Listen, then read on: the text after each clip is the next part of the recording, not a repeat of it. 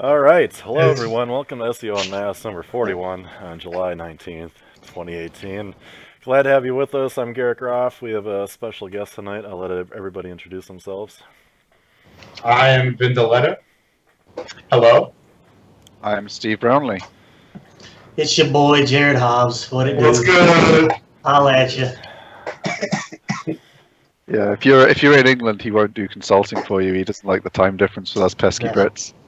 American only business. I don't wake up till like 2 p.m. It's not gonna work out. Yeah. Going on? Not much, not much. What's new with you guys? Nothing. Doing a lot of blog reading, so I had something to contribute this week, so I didn't get yelled at. Yeah, his contributions were so good. That's why he's got such a good picture on the show notes. But it's my last week. It's your last punishment week for missing. I don't even know why I was punished. I was coming back. Well, you were pretending to be on a train or something. Anyway. Garrett wasn't impressed anyway. That's all I'm saying. So we had to do something.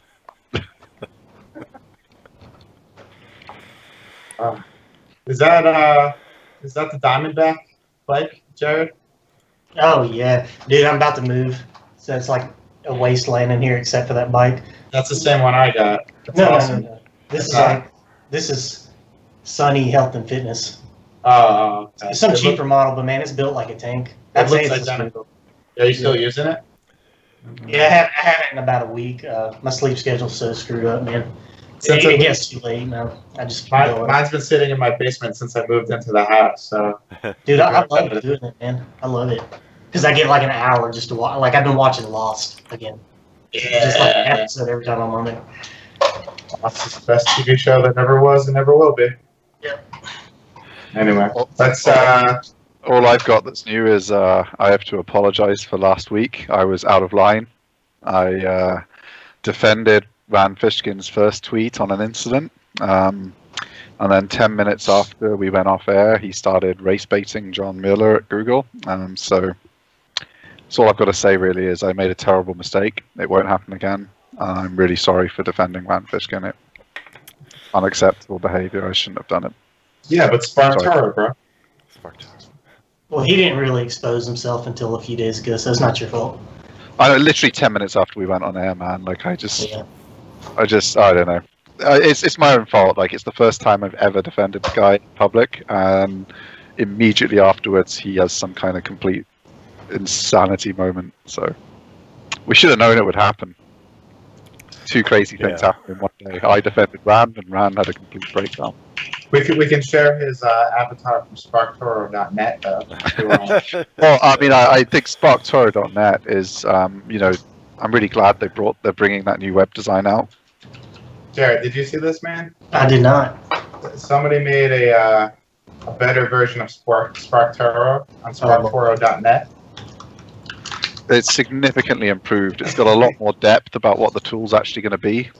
But if you go to more and then the SparkToro team, you can check out Rand's new avatar, which I think is a major upgrade. Howdy, Sparkies. Yeah. Oh my god. How good is that? That's beautiful. So SparkToro.net, people. In relative news, Candlesite, Vin got all the content to me finally, and I'm going to put that up tomorrow. But it did just stick for a couple hundred keywords this week out of nowhere. Nice. So if you want to be the lazy man, build 30 links in like a year and a half, this is where we're at. if you want to keep some of your the content that's on the page and you think you can integrate it into what I wrote, you can do that too. Yeah. Especially with the homepage. But for your homepage, I basically just took what was ranking on the first 2 pages for the target term and just kind of riffed off that. But gotcha. I integrated all the semantic keywords and all that good stuff too, so you guys should be good to go. Cool. Yeah, we'll see what happens. I'll just start Going the distance. tracking stuff. So yeah. It can't get much worse. So No. Yeah, rebuilding the. We have a UK mortgage lead gen site that I'm just about done rebuilding. I got everything fixed up, and build some links to it, and see what sticks, and then. You guys got to use Steve's link, I guess, injection method that he was talking about a couple of weeks back, especially on the mortgage site, because you're gonna need a lot of friggin' links each month for something like that. No, this is. it's pretty niche. It's a really small niche. Yeah. I don't want to give too much away because. I thought you meant it was. No, it's a very, very specific part of the industry that I used to know a lot about. It was actually a site that has been manually penalized by Google in the past because we built, before Garrett was even, I think Garrett was like 3 at the time or something, I don't know. So it was, me and another dude built it like just as kind of spam test. So it was $1 a page. Sherlock does Google times 7 packs. It did pretty well for a while. Yeah. It was a pretty profitable $500 investment. But needless to say, we got the message from one of Mr. Cut's buddies saying, "Sorry, guys." Garrett got the manual penalty removed years ago. We just kind of just left it to float, but then it started making like $50 a month just out of the again. So we're like, we may as well. It's obviously out of the doldrums now, Yeah, I'm actually, I forgot I was going to talk about this really quick. None of the published dates have been updated since like 2010 or 2011. And I've gone through, made some slight content changes and added some lead forms and updated the publishing post to more recently, like within the last week, depending what day I got to the page. And sending some links to it, I'm curious to see on such an old content site how big of an effect a small amount of links plus updated dates just in general, whether the content reflects those dates even matters, because some of this content's talking about events that like happened in 2011 and it doesn't necessarily make sense to have a updated date, but it still might work. So hey, let me jump in right there. You guys remember that I did what is then It showed what you typed above your face on the screen. It tripped me out. So you guys remember I did that in the past where I changed all of my published dates to updated dates. Got a huge, like 25% bump in traffic. So I don't remember what happened, but one night I was just sitting around and I wanted to update a specific post. So I did it. I went through and I changed some wordages, so I maybe added 300 words, took out 100. Oh, wait. So initially I just pressed publish because I wanted to see what would happen, just a little test. Would Google give me that boost and display the new publish date if nothing changes? And the answer was no. They actually, and I think it was Mueller or whatever his name is, said that if they catch people manipulating the updated date thing, they'll just remove your ability to have a date in the search. And that's exactly what happened. For that one post, they just yanked my date out. Really? So I waited like 5 days, and I went back and added. Well, Garrett's updated most of the content quite heavily. I mean, Right. some of it was incomprehensible gibberish written in India for $1. So he's made some pretty substantial changes to the pages as well as changing the dates. So Well, I waited and went back and did an actual substantial change, like I said, about 300 words, and I updated it, and by the next day, my date was back with the new update. So it's not like they're waiting to see who's manipulating enough times. They've got it algorithmically. They catch you that first time. Change anything. yeah, I mean, that makes sense because it's such an easy thing for them to do. Just compare the page now with a year ago. And if you've changed the date and it's the same fucking page, it's like, that's not even an intense thing for them to think about compared with everything else they do. So. Well, the question becomes now what is considered substantial enough. That's what we did. A paragraph or a couple sentences. I can't imagine. Yeah, I think any kind of sensible update. I may have just added a couple sentences. Yeah. Well, It's the same one. I don't know. You fixed a lot of nonsense. I don't think that they're expecting a complete rewrite of the page for every page on your website every time you want to do an update. Oh, like if a breaking news story had an update, they might just add a paragraph at the top. We've updated this article to blah blah blah blah blah was wrong. that would get a new date in Google, I think. So I think the same's going to apply within reason. Well, I think I was talking to Vin because the question is like, how am I going to run through? I don't really care about all my posts, but my money posts. How am I going to spend the time like twice a year updating all these posts? So, and if you're going to spend the time doing it, you want to actually make it better. If you're just adding content, you're starting to dilute your. I guess I don't even want to say keyword density, but. So the question was, how do we do it? I was telling Vin, I think the best way to do it would just be throw it in a TF-IDF checker and just update that every 6 months, because that's going to change as the top 10 changes. Yeah. Or you can go into your search console and see what keywords or people are searching for the piece of content, and try to maybe add another paragraph around new keywords that you aren't optimizing for. Expand your keyword reach for that post. I don't know. But at that point, do you just update the article, or do you update the article and change the post date? Like, is the changing the post date, is that what is causing an issue? Yeah. No, for I think sure. you should do both, yeah. I'm 99.9% sure Google doesn't even recognize the changes in terms of freshness if you don't trigger it by changing the publish date.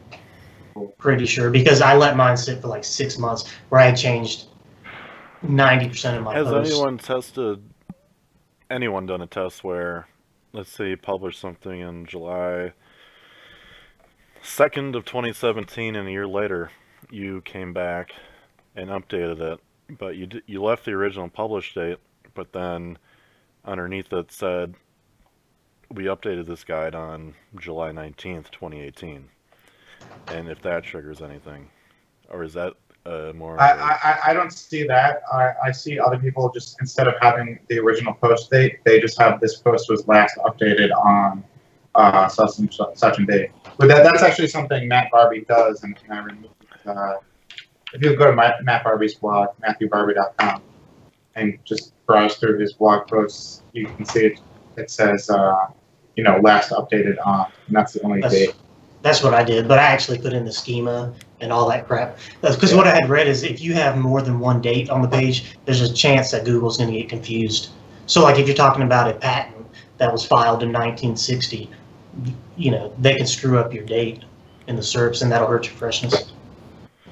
Because I don't think it's efficient for them to actually compare the content changes until they see the date change. Right. I think so, yeah. But are you saying that just changing the date, not actually making a content update, could actually get you in trouble? Yeah, they took my date out of the SERPs.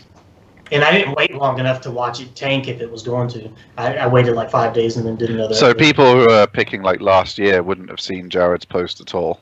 I gotcha. I wouldn't have seen it at all. So that's got to be a temporary thing too. Well, yeah, he just said he got it back. Yeah. I'm looking elsewhere. I'm spacing out here. Sorry, come on, Matt. Come on, Ben. Focus in. I know I gave you the dunce's hat, but... But let's jump into the news here. You got something going on, Steve. And, yeah, so I haven't spoken to more than 30 people since I was in finance, so I'm dipping my toe back in with a little event up in Leeds, run by Many Minds Digital, for people who haven't spoken much in the digital industry. So there's a bunch of us people you've probably never heard of going to be speaking. I'm going to be talking about link building in boring niches being easy. Not to brag, just to give people some useful tips, because it is actually pretty easy to.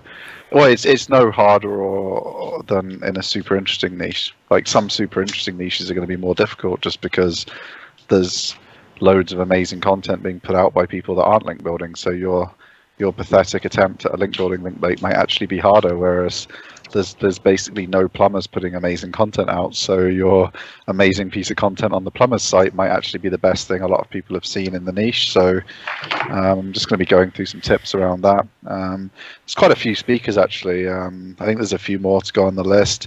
It's being supported by Branded3, who run Search Leads as well, which is a really good event. Really enjoyed going up for that. Got some good business out of going. So yeah, be fun to pop back up to Leeds, and hopefully there'll be a nice September. Dublin. Learn Inbound in Dublin. And in October, everybody's come to New York for SMX East. October 23rd to 25th. No, my flight is already booked to fly home on the 23rd, and it would cost me $2,000 to change. So Bruce Clay is going to be there. Bruce Clay. Well, you can go. You can go and do a trip report like I did from Leeds, and let us know how it goes. I'll wear a GoPro on my head so you guys can watch in real time. Yeah, sounds good. Bruce Clay, that'd be pretty good. That's the Silo Master, right? Yeah, he's doing like 2 different keynotes, a breakout session at the actual event, and he's doing a workshop the day before, which is an all-day workshop on like everything that he's doing now. So I'm actually kind of excited about that. October is going to be crazy. I'm going. Yeah, we're going to be. We're all going to be at PubCon anyway. Vin, it sounds like, is going to be at SMX as well, so that's pretty cool. But PubCon's going to be huge. I mean, that's such a big conference. Haven't been before. We chose UnGagged last year, which I think, from what everyone we wanted to meet was at PubCon, and they're like, "What do you mean you just came for UnGagged? You didn't do PubCon as well?" I was like, "Okay." So we missed everyone by 2 days because they left after PubCon. So this year we're hoping to actually meet all the people that we know we're going to meet last year that didn't stay for UnGagged. So yeah, so it'd be better. So yeah, looking forward to speaking. Haven't spoken in a while. Probably not going to be making a habit of it. So if you did ever want to hear me speak, it'll probably be like 12 months till I speak anywhere again, or 12 years again. We've got a question in the chat. Apparently, I can't see it because I can't run the YouTube at the same time as Skype.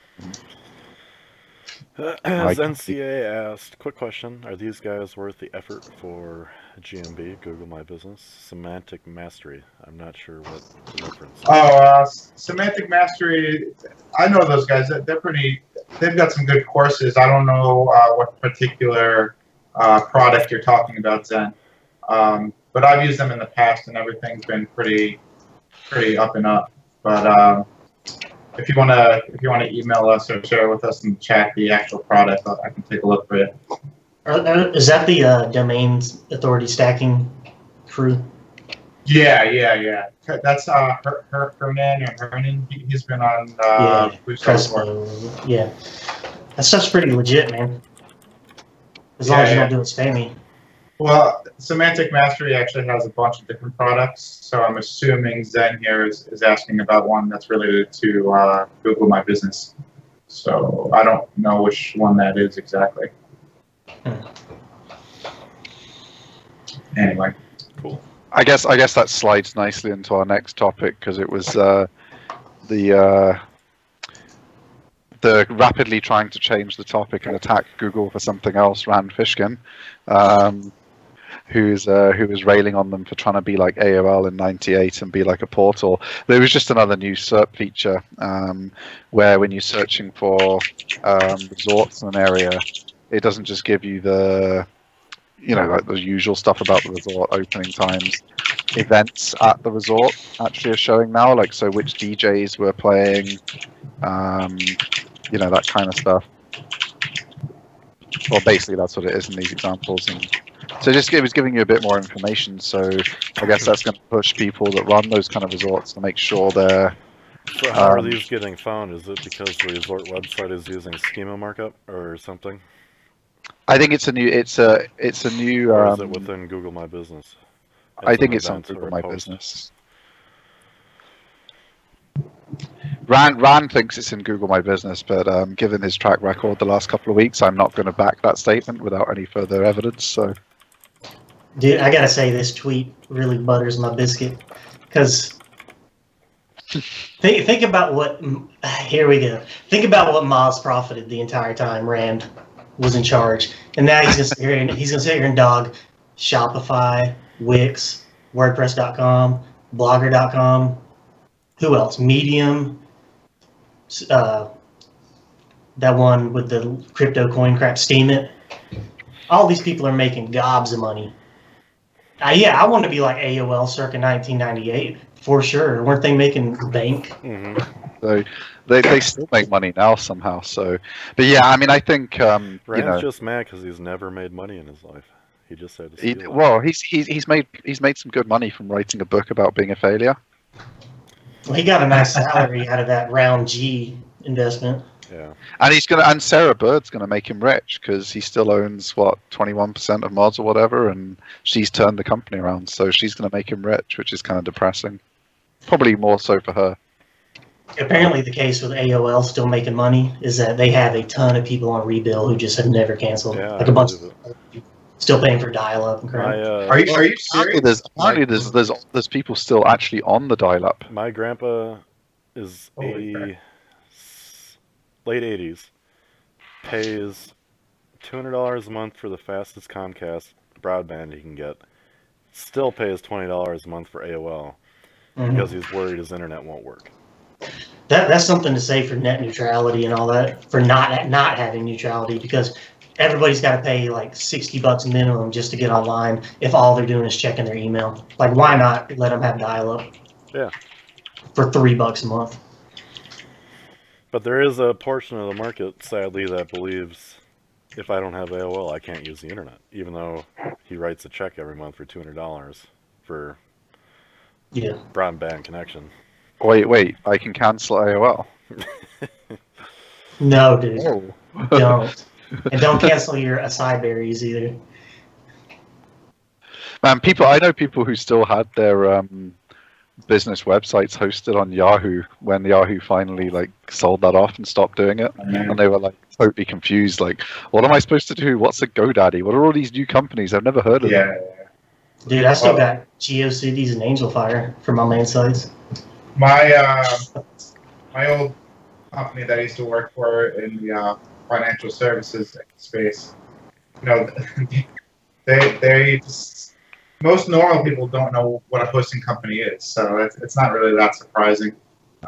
Every 5 years, when his hosting thing gets renewed, I get a crazy phone call saying, "What is this? Like, you know, who's scamming me?" and something like that.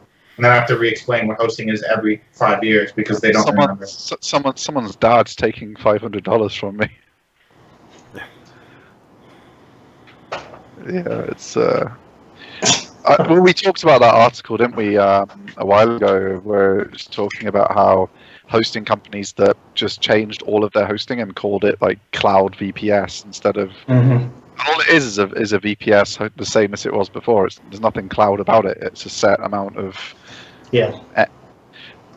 But they make more money than people who sell the same products as a traditional hosting package, on average across the industry. Because everyone's got to be in the cloud now, right? I mean, I think they're that confused me too recently, like in the past month, and I had to Google it. And like you said, everybody has it. So I actually asked KnownHost, I think, what the difference was, and I think they legitimately do try to distribute copies of your site around, almost like a CDN, but so they can do load balancing.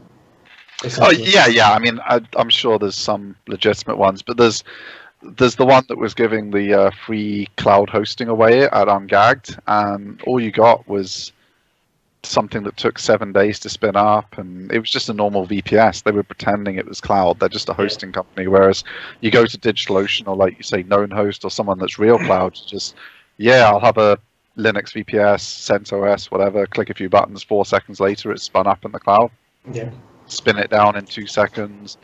It's totally different from normal hosting, but if you just put cloud in the name and sell the same thing, apparently you make more money. So that term is meaningless now. Cloud. Yeah. All people think it means is just an offsite server. Well, if you think about it, like the original VPSs, as they originally were cloud services. Really, I mean, there's no way that they weren't cloud services, but it's just it's like inbound in the SEO industry. It's just a bullshit term for doing SEO, isn't it? Like, but it became more popular. So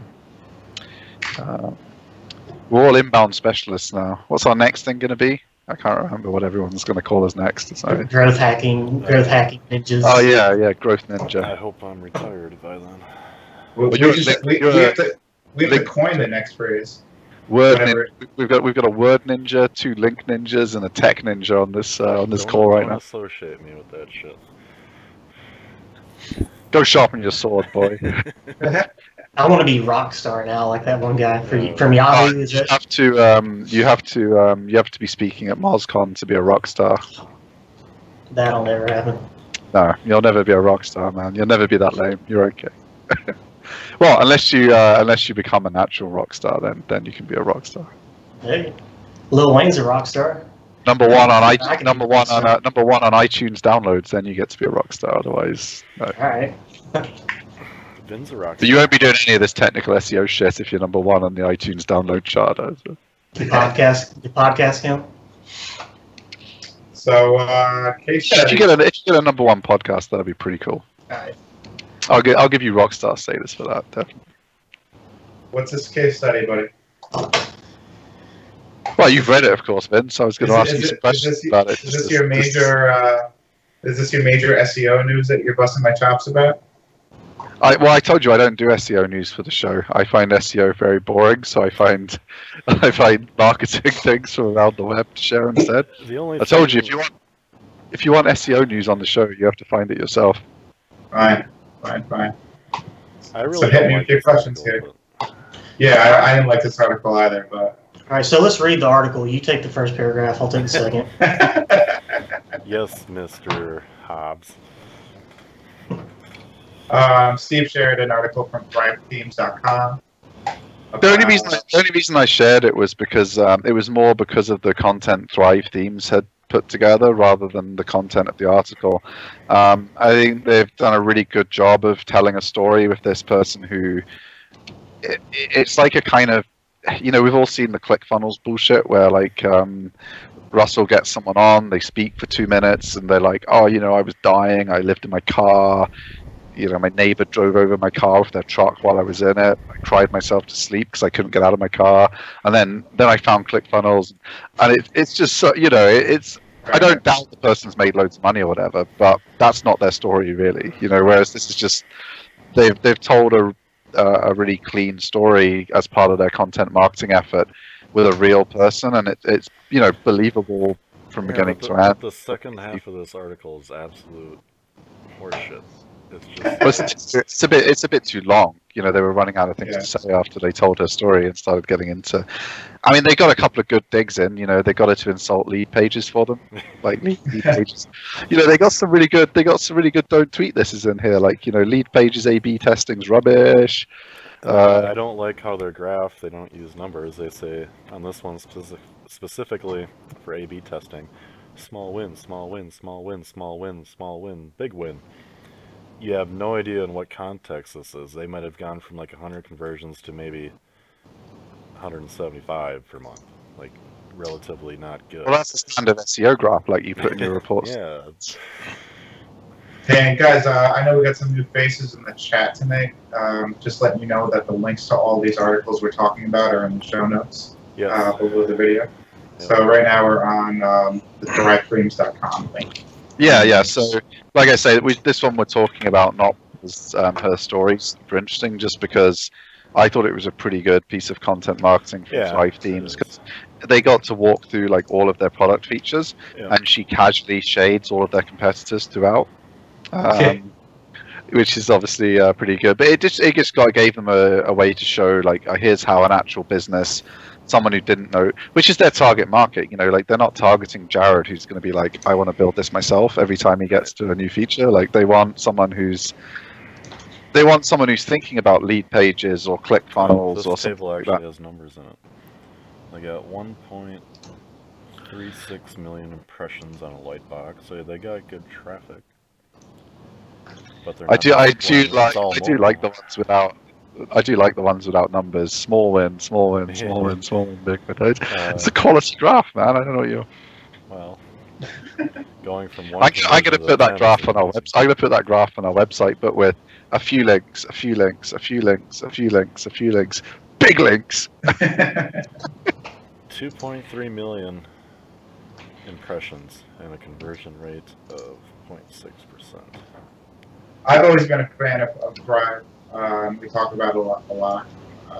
I'm getting away from using some of their, I guess, like proprietary features, just because when I find that when I want to make site changes and I want to get away from that, it's a huge pain in the ass to undo what I've done with Thrive. So now I just kind of use it for just some to give my pages a little bit. I'm surprised to see in this data that there's some sort of whatever they're calling the post footer. It must be some sort of thing you can get engaged with. Got almost double the impressions as the lightbox within their content. Whatever. The lightbox is a popover, and the post footer is probably their opt-in in the footer.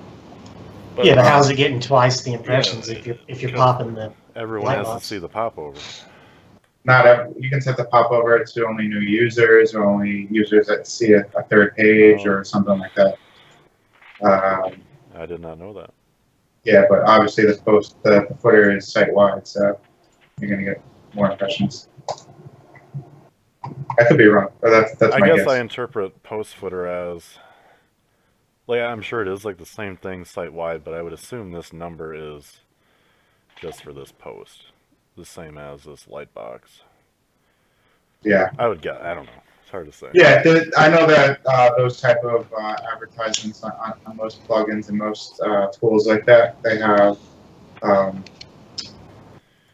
the ability to filter out who's going to see them. So I guess whatever filter they choose causes the post footer to be seen more. Yeah, you can drop cookies and don't show it to the same person within the next week. Yeah, Exactly. 2 impressions max per user. But I mean, one thing I will say in Thrive's defense, and obviously she's built a really big business on it, their statement at the end, you know, that you can knock out a whole business website in a weekend. I think most people, if they just took all the Thrive pre-designed components and slapped them together into some kind of business website, they'd have a better converting website than most people who pay like some random freelancer. I mean, I've seen some horrific business websites designed locally here by people who are supposed to know what they're doing and have charged like thousands of pounds. The problem, visual content builders are great, especially for people that have no coding experience. But the pain in the ass part of it is that you don't really know what you want. So it's a bunch of trial and error. You can be sitting there for a day just trying to figure out, how you want one little portion of one page to look. And it just takes a lot of time. But if you have patience like Louise did here, you can make a great looking website, professional, high dollar. Well, my new SteveBrownlee.com is on Thrive Themes. It was a hand knocked together bootstrap template before, and changing it was such a nightmare. I was like, I can't be bothered with this anymore, so I'm just going to use Thrive Themes. So the new SteveBrownlee.com to look like our new branding in my business cards is on Thrive Themes. I think it turned out okay. I have still got some work to do on it, but it's better than the old one already, and I've only spent 2 hours on it, so I'm pretty... That picture of you on the park bench is so emo. You're not even looking at the camera. You look like a rock star, dude. I'm on the beach. I'm drinking gin and tonic on the beach in Cornwall in that picture. It's the only picture of me not sat in a t-shirt at home that's less than 5 years old. So I had a very limited selection of pictures to choose, and I never even knew that one was taken. Like a family member just took that randomly while they were taking pictures on the beach. And are you sure, dude? I think you edited out the selfie stick in your hand there. No, literally, I had one picture to choose from that didn't have other people in the last 5 years. So, but I think sometimes that's the best thing anyway. Like if I start posing for a picture, I'll be there like. Whereas someone just takes a picture of you without well, I try and keep my arms out of the pictures because the lack of exercise. I put them behind the chair and. You're thinking too much about pictures. Well, I just avoid pictures. That's which is the problem when it came to doing a website. I was like, I've got to have at least one picture of me on here. It's good that you mostly hid it behind text and like the red color and all that. Well, yeah, that was an important part of putting my picture on there, was that it would be as minimally visible as possible. Okay. So, but still enough to prove that you're a human being. Yeah, I want people to know that like it's a real site. Reach Creator isn't some kind of Slim Billy type business. So we got another tweet here from Mr. Will Reynolds. Yeah. Looks like. I forget what he tweeted now. Actually, there's a new SERP in the travel space. It looks like. Was this the one Garrett had already seen? I think. No, that was the other one. I had to do with. That was the other one. So the search was Chicago 2-day itinerary. So, and what popped up was popular trip cards, and each card has like a suggested itinerary. If you're going to be there for 1 day, 2 days, a week. Yes, I remember this one now. Yeah, and it was based on because obviously they're tracking people's Android phones, which I wish Windows would hurry up and make them new Windows Phone again, so I could get off of Google Phone again. But anyway, how do you think TripAdvisor feels about something like this? Or it's killing those kind of people, because this is like TripAdvisor is just what people have written down and said they did. Yeah. Google can tell you what people actually did, and they can not only tell you what they actually did because they know who's a tourist. Like if I'm in Chicago, they know I'm not a local, so they can actually give you the specific ratings for a business given by tourists. And I'm assuming over time they'll enhance it so they can be able to say British people who like this Italian restaurant less than Americans. So you know that if you're British, you might like it less than the 5-star review it has from a single Windows Phone out right now. There's a Dell one. Dell was the last major manufacturer to make a good Windows Phone, but Verizon, it's secured. Choose from Android or Apple. It's your only choice now, yeah. Unless you want to buy the Dell. I mean, loads of companies bought the Dell because they'd committed to the Windows ecosystem. So Microsoft kind of, I think, encouraged Dell to I think I still have a year left on my phone. Yeah, I'll keep this BlackBerry for a few years. It's really good. Keyboard, email. Speaking of Android phones, today Google got hit by like a 4.6 billion antitrust penalties today. Something to do related to Android. Yeah. One and a half hours worth of turnover. I'll bite them in there. It's like nothing to them. And I was talking to somebody else. It's like, who's going to get that money? It's not going to the competitors that they screw over. I don't know. It's going to the government. Line someone's pockets. Well, it's equal to the amount of tax these big corporations manage to avoid paying. I mean, you'd have to fine them like $1 trillion each to get the tax back that they have managed to. And I'm not saying they've done anything illegal. If governments are less smart than the tax advisors, which they probably are, then they're always behind on the what these big companies are doing. I mean, I was reading Google had up their I forget the exact details, so I'll disclaim this with this is just my recollection of the article. You can probably Google it and find more information, ironically. But they had all of their intellectual property rights in a tax haven. So like Google Dublin was paying for all the intellectual property rights to a tax haven in the Caribbean somewhere. Even though obviously the intellectual property was developed in America, so neither the Irish subsidiary was being taxed or Google's head office in America was being taxed on it because the money was never repatriated. It was all this intellectual property that had been sold to a shell. I forget the exact details, but you'd have to look it up to get the exact details. But it was some kind of, and again, it wasn't illegal or anything like that. I'm not suggesting Google did anything wrong. It was just. That same little scheme, though, what is it called? The double Irish Caribbean. I mean, that's existed for decades, and they still haven't closed the hole. I don't think they have any incentive to close it because they're all doing it. Well, yeah, and the thing as well is, why would you? They employ people who all pay tax, and also they do pay tax. It might not be as much as you want, but economic growth is more important to governments than short-term tax returns because they win elections on good economic growth numbers. If you overdo the closing loopholes and aggressively taxing corporations, even the left, they talk a good fight, but when they're in power, nothing really changes because they know they want to win the next election, just like people on the right want to win the next election. It's the same game on both sides. You pander to your base, but you try and avoid destroying the economy in this election. Yeah. But yeah, another new feature that's going to be interesting to watch. I thought that was kind of cool, though. I think that's useful. Yeah, you know what? We talk about a lot of these new features that Google rolls out, but none of them actually end up seeing Pardot on a regular basis. Is it just me, or you know, we've talked about a bunch of like different cards and search features that come about, and it never really seems like it rolls out as part of. I don't use Google, so I'm. Yeah. I don't see it's on, I don't see anything. It's on very specific intent searches, and then they're still split testing it. Maybe 50% of the searchers see it, you know? Yeah, that's true. Constant split testing data centers. Next one we got is from my buddy Chris Lee at Rank XL. Funny enough, Rank XL started on a Thrive theme, started on Focus Blog. And Chris has gotten a lot better at what he does. He gives some, I guess, SEO and blogging advice and tutorials.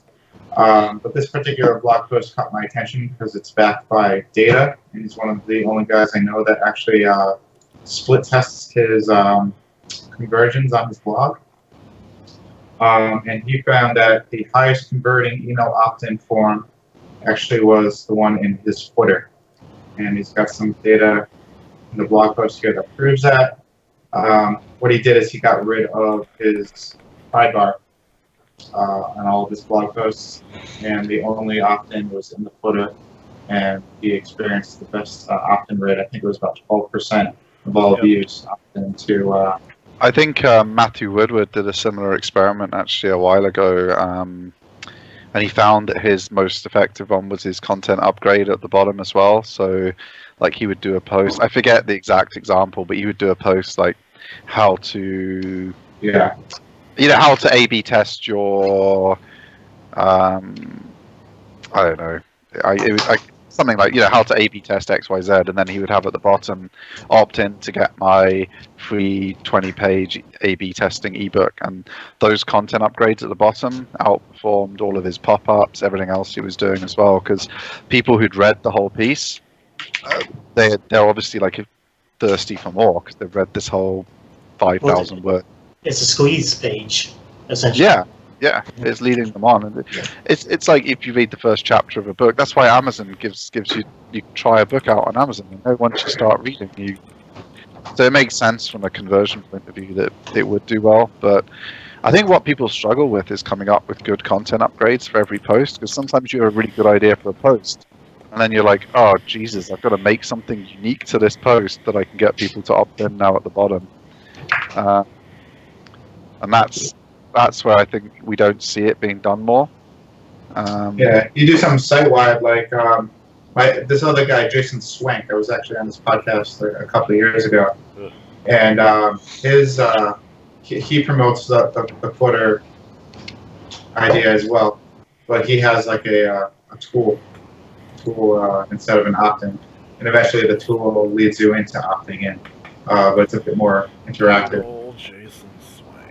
That guy's pretty full on. He kept re-opting Garrett back into his spam over and over again. He goes, I called him out on some shit and he wasn't very happy. He's really aggressive, that guy. Jesus, I mean, like literally Russell Brunson from ClickFunnels sends you less messages than that guy. Yeah, like, just once he gets your email, like every time you sign into your email, like every time your phone buzzes, now it's not your wife, it's not your girlfriend, it's not your kid. It's Jason with another update. Like, that's fine and dandy.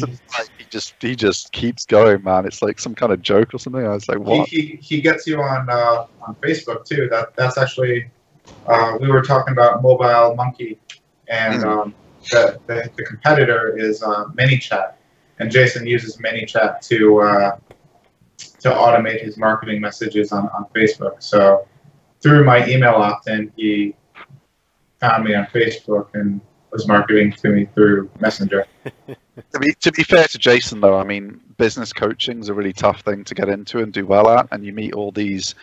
I'm not going to name them again. I insult that company enough, but they have like two action coach. Like at least Jason has.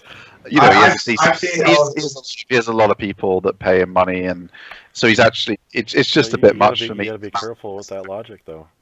Just because a lot of idiots are paying a slightly less idiotic person money, they might be earning. Agency owners with million-plus agencies is his target market, so I'm hoping at least some of them. Yeah, you have a guy that sold his agency for just over $1 million. teaching people who make more money than him how to run their agency. You're just making me. You're making me more impressed with what This he's is achieved. why Yeah. I got. I can't hate on it. I've seen his course materials, and for somebody that's just starting an agency, it's got everything they could Yes, possibly it does. Yeah. need to know. I didn't know that he only sold his agency for $1 million. Yeah, that's what I heard. Okay. I heard it wasn't for, like with everyone else, it's always inflated numbers. He's a Long Islander like me. He moved on to Georgia once to raise his family because I guess it's a little less crazy down there. Yeah. But he is a Long Islander like me. I talked to him for a while. I never paid for the consulting because I think he wants like $1,000 an hour or something. I'm sure. Yeah. But he's a smart dude, and he obviously knows what he's doing to grow his consulting business. Yeah. So Yeah. he's doing something right. Yeah, that was kind of my point. Like, Yeah. he's unlike most people in his niche. At least he's successful. Yeah. John, $1,000 an hour for consulting is not that much because the expectation is you're going to go there with a specific question that you want answered. It's not you're just going in to chat with some guy. Yeah, he actually has quite a big filter process before you pay the money. Like, you have to tell him what the problem is, and you have to tell him about your agency and all this stuff. So, like, I guess he already knows what your question's going to be when you start the hour. It's not like the first half an hour is him asking you. So Vin, what type of agency do you run? So I mean, it probably is like a. I'm not saying I'm going to give him $1,000. I mean, like, fuck, am I going to give him $1,000? But I do consulting for SEO stuff, usually niche site or authority site stuff when people have these questions.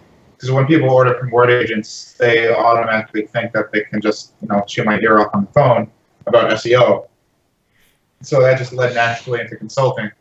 I give them the option. We can do an hour on Skype, where you can list 10 questions, and I'll answer them via email for you. And it's the same rate either way. But certainly not $1,000. I wish. yeah, he's only 950 at the minute. That's a huge problem in SEO. Is the people try to get their foot in your door by pretending they want to buy your service, and then they just try to suck out free consulting. Yeah. So it's like constant. You'd be surprised, though. I mean, you think that's what they're doing, but if you're able to kind of get in their head, they might not have intended to buy, but they buy quite a bit. Like a recent one of our recent big orders came from a guy that seemed like he had no interest in buying anything for most of our conversations, but once he'd spoken to me a few times, he just suddenly just says, "Send me an invoice for XXXX." A lot of I it's think pre-qualified. a lot of people, and I saw this a lot when I did sales training when I used to be in finance. And I think because people in SEO, they tend to be more technical people, more skilled professionals. They haven't thought about sales at all, and what people are. Almost everyone who needs the service wants to buy it if they've got the money. So obviously you've got to qualify, do they have any money before you start thinking about whether they're just trying to get free information. Obviously if the guy has $500, he can't give you any more money than that. So, Right. but if the person has money, it's really down to you as the service provider to give them a good enough impression of you and make sure that they understand why your customers are paying you, and you'll be surprised how much they order. I think I see so much of it on Twitter. There's defensive, oh, these fucking time wasters keep trying to get information out of me, pay me this now, and they have that attitude when they speak to the people as well. If you take the approach that you would take if you were a salesman or a woman in a different industry, where your whole life is like that, and you don't do any of the consulting work, it's handed off once you sell it. Your whole life is speaking to people that you feel like they're trying to ruin your life, but you still convert tons of them into business and make your big bonuses. So I think it's something we could learn a lot from in this industry. We're a bit too defensive and a bit too standoffish in our first 3 conversations with people. I think it takes a bit of time for someone to trust you, and you take the time to build their trust. You don't have to give them gold information. You can say, I mean, I've said to people that that's all I'm prepared to say for a non-customer because I don't sell consulting anymore. I've given you a few pointers. If you have a specific question that will take me a minute to answer, I'll answer it. But that's that's the line now for as far as I'll share for free. And so you can be honest, but that's a whole different thing than what a lot of people do. Is they'll do it to where it's rude, like they'll speak to the guy for 30 seconds on the phone, and then start getting angry that they haven't ordered anything yet. You know, I think you have to give enough of yourself to build trust, and that'll be different for different people you speak to. In SEO, people are going to want to pre-qualify you as the seller too, because there's so many scammers. There really are, yeah, and giving them half an hour of your time to understand that you actually know what you're talking about, that can forge a 3-5 year relationship. Yeah, you should definitely chase these conversations to the end, but I'm saying a large majority of them are just dicking around trying to get their magic buttons, silver bullets, or whatever you call it. Yep. The shiny nickel. Or, yeah. They're trying to get that golden nugget of info. Yeah. So to be fair, you probably get more of those guys than we do because you're a technical specialist, so they think you've got the magic sauce. I don't think anyone's under any illusion that I've got the magic sauce, so they don't try to get it out of me. The secret sauce used to be a huge thing in links. Now, like, I think everybody realizes you either got good links or you don't. There's no secret special anchor text or anything like that. I get the time wasters when I chat or share in Facebook groups.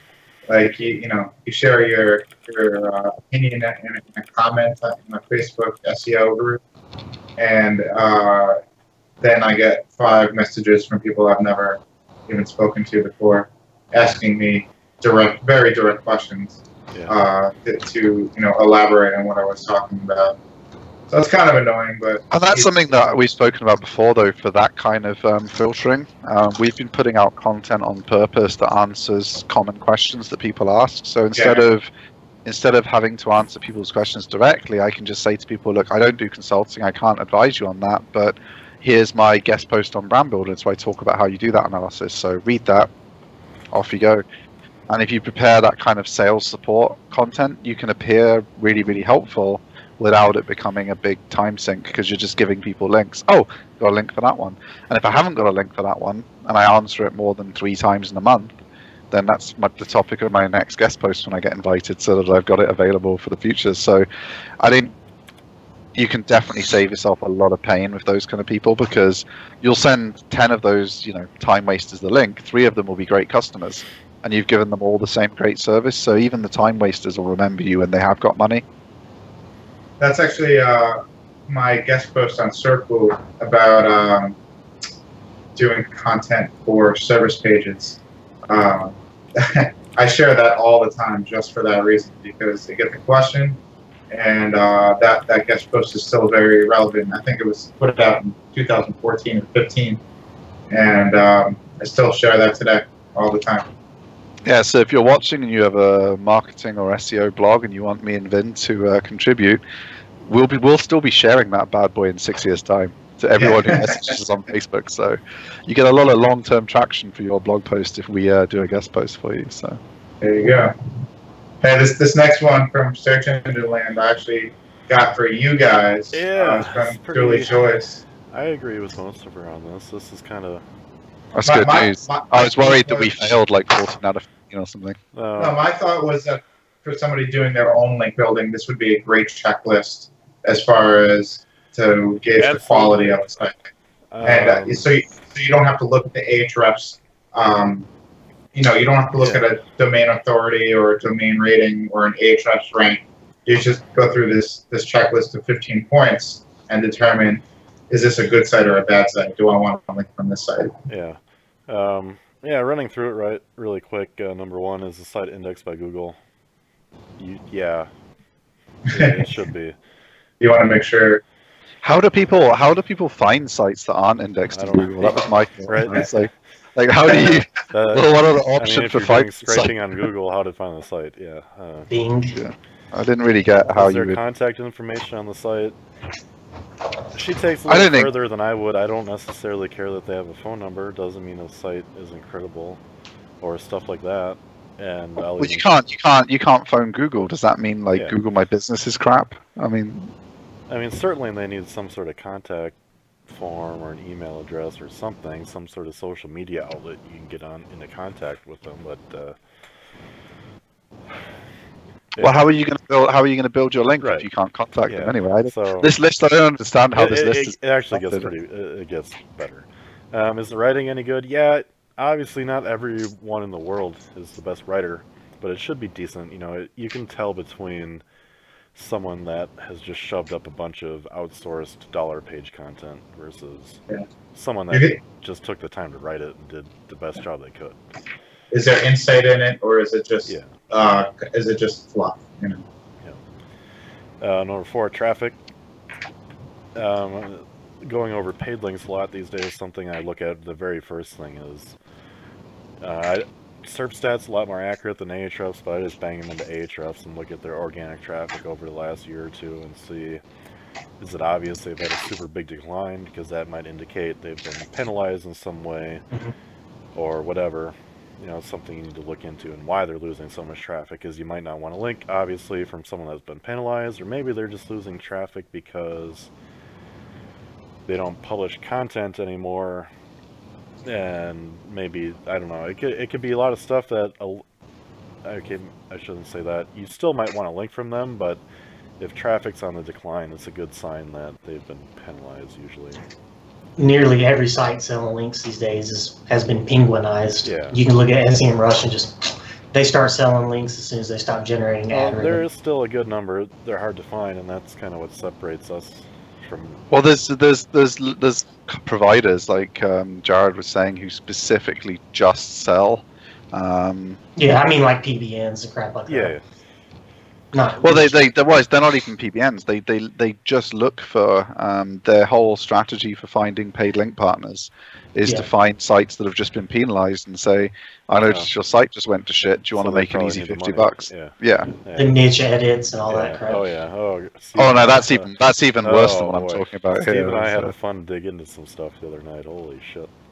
Yeah, we found some in the wild niche edits, and Jesus, it's just like 10 of your clients in the same 300-word article, all saying Richmond, Virginia plumber, roof plumbing in Australia, toilet unclogger in Miami, Florida. Well, that's what happens when you get these guys who are just getting started and they only have like 50 sites in their inventory. Well, I think what's really depressing is the sales page for this stuff is white hat outreach links. And that's slightly different. I don't have proof, but I have a good intuition that these were former clients of this agency that now sells the niche edits. And they still have access to their former clients' websites, and they just go in and do-to-do, here's a link, do-to-do, here's a link, do-to-do, here's a link.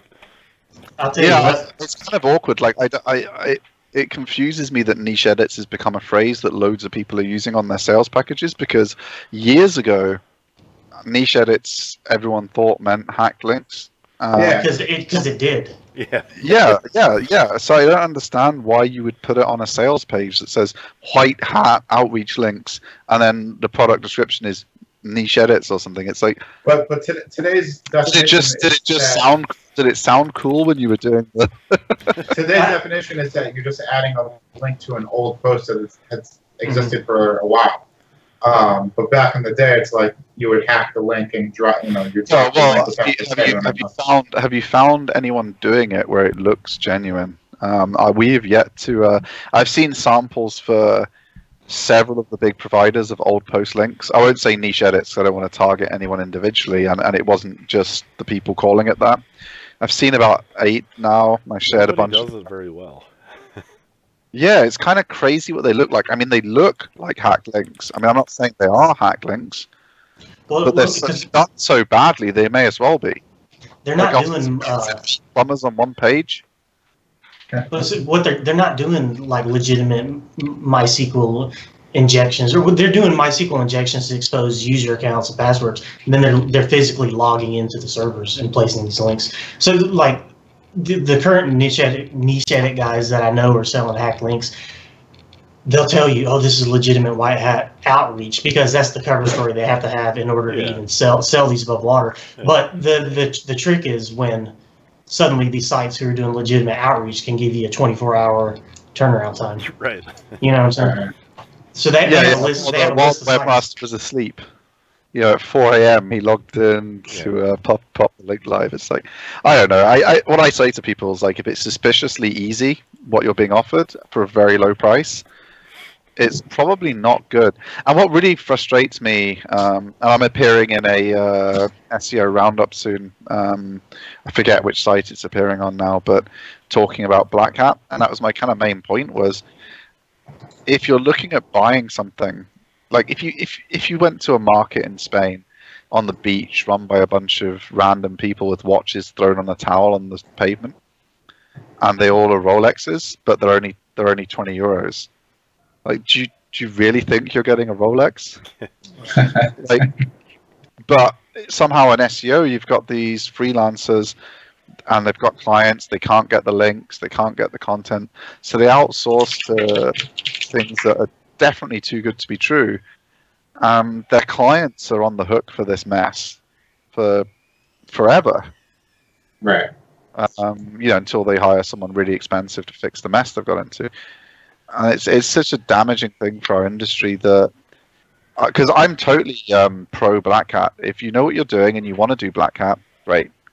What really grinds my gears is people selling bullshit Black Hat services as if they were white hat. Because there's actually agencies out there where the owners and the staff have so little knowledge. They buy them thinking they are what they say they are, and they're selling them to clients who know even less, obviously, than the agencies that they're trusting. And it's just a whole chain of people getting fucked over. I told you guys before that one of the few SEO clients that I still have is a dental site, and before I took it over, he was just getting railed by a marketing service on Long Island. The guy was taking like $2,000 a month from him, and apparently he was supposedly being ranked in the SERPs and getting links. So of course, like, I start feeding my future client questions to ask this marketing agency, and one of them was, show me a report of all links you've built over the last 18 months. And what does the guy do? He instantly goes to Fiverr and spends $40.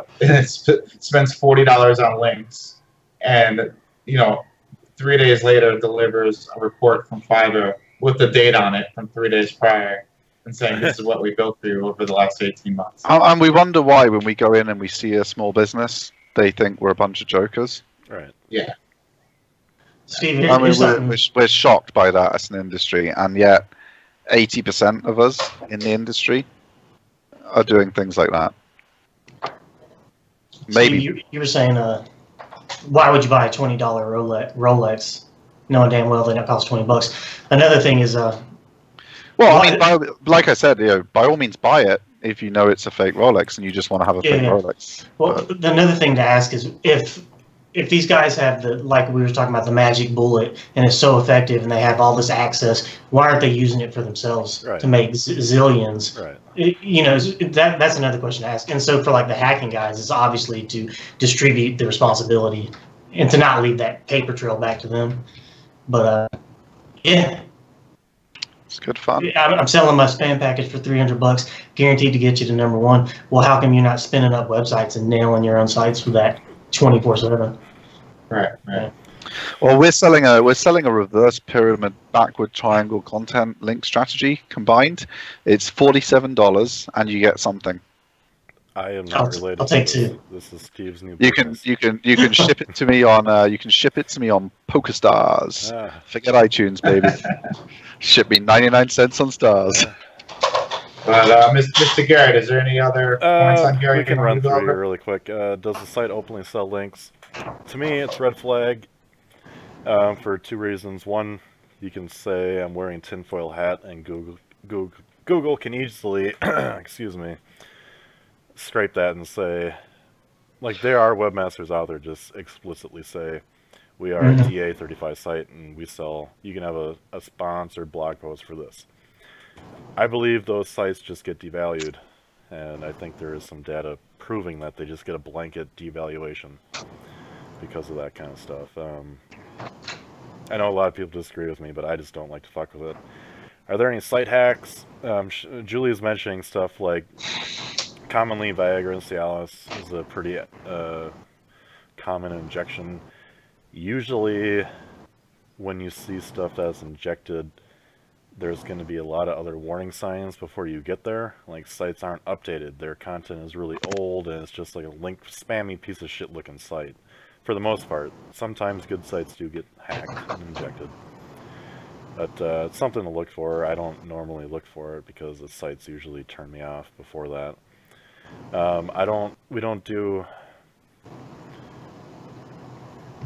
We don't do links on sites that have gambling or anything going to payday loans or porn, because it's just too easy of a sign that they link out to anything and everything, and it's not. I mean, within reason. I mean, like, you know, like a big media site or a finance site that's linking to, right, you know, one of the big crypto exchanges or one of the big 5 gambling companies in Europe where it's legal, covering the gambling news, or linking to, you know, like Lloyd's Pharmacy or something, you know, like one of the big legal distributors that the NHS works with on online prescriptions or something like that. But so I think it's too broad brush to say. You've got to look at what the gambling sites are. Like if it's billscheapslots.org, has got a bunch of links in there. That's a whole different situation than if PokerStars has a link there, you know, because PokerStars is a real PR team.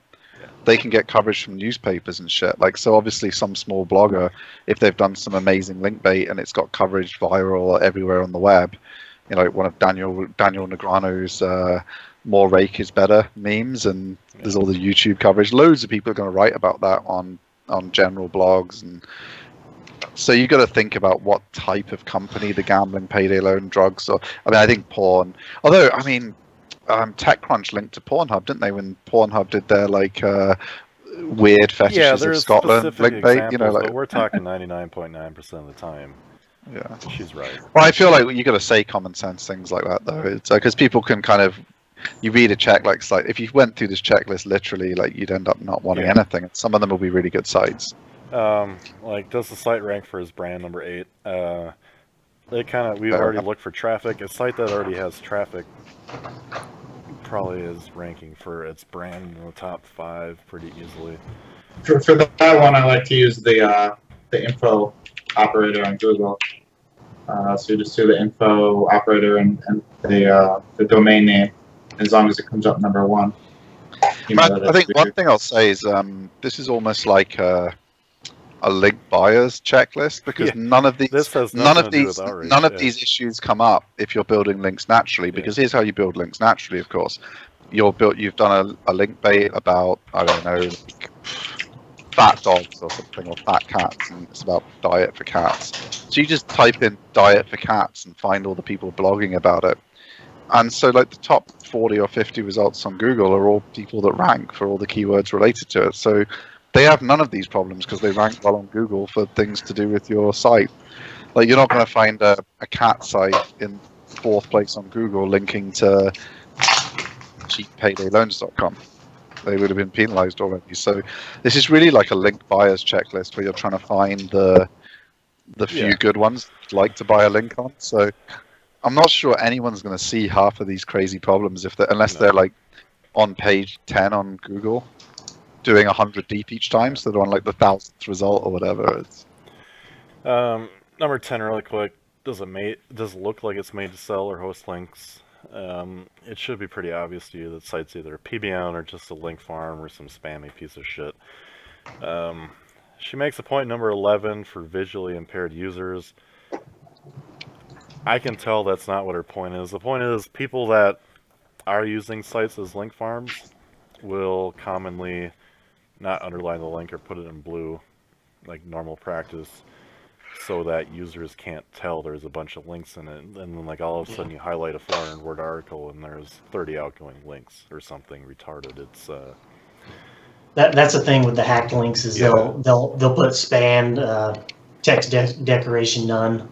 Line CSS around your anchor. Well, yeah, you don't want them to be easy to spot, do you? You don't want the webmasters to find it and come down on you. The ones we were looking number at, 12, I don't know if I've ever really heard of somebody with a website reaching out to people selling links. I get that all the time. Like, but on old, for old sites that I don't really like, use anymore. Like sites that are just on the back burner that like make me $200 a month. I'll get emails to the contact form saying, you know, we're selling you. Like, oh, yeah. we get. You have like spam blockers on it? We get hundreds of those emails. Beth just deletes them mostly. Yeah, I just because like once you well, where are we getting hundreds? I get all the emails. You get added to they all share it. They all share like those guys abroad with like 1,000 sites each that they sell links on. Once one of them gets your email address from one of their buddies, like like one of their sites looks legit and has tons of traffic, and you pitch it once, and they don't reply to that pitch, but they've got your email address. They share it around to all their buddies, and then all their buddies suddenly email you all at once if they're, I want to see my list, and it's all these. Well, I showed you one of the lists that someone sent, and it was all like zero traffic. They wanted $150 a link on all these zero traffic sites. We were like, yeah, no thanks, buddy. They probably make their money though. Yeah. I'm just finishing this up really quick. Number 13 is every other post written by a guest author or guest expert. That's something you should be careful of. Going back to the original guest post update, it doesn't necessarily mean the site's bad, but it is a warning sign. You could have a really authoritative site that's just a bunch of contributors, but 90% of the time... Well, everything on Search Engine Land, Mars, Search Engine Journal, all that's guest contributed content. So, except Tory's articles and so on and so forth. I'll tell you what you do, though. What? You tell every guest contributor to write in the first person as if they're one of your employees, and then you just don't give them an author box. Right. But some sites insist on having a guest author. Guest author, guest author, guest author. Well, that's what I'm saying. That's the footprint. Yeah. Well, I just don't agree with that one at all. Like, there's bad sites that are all guest posts, and there's really good sites that are all guest posts. Like the marketing blog I just guest posted on, he makes a point of getting industry experts in.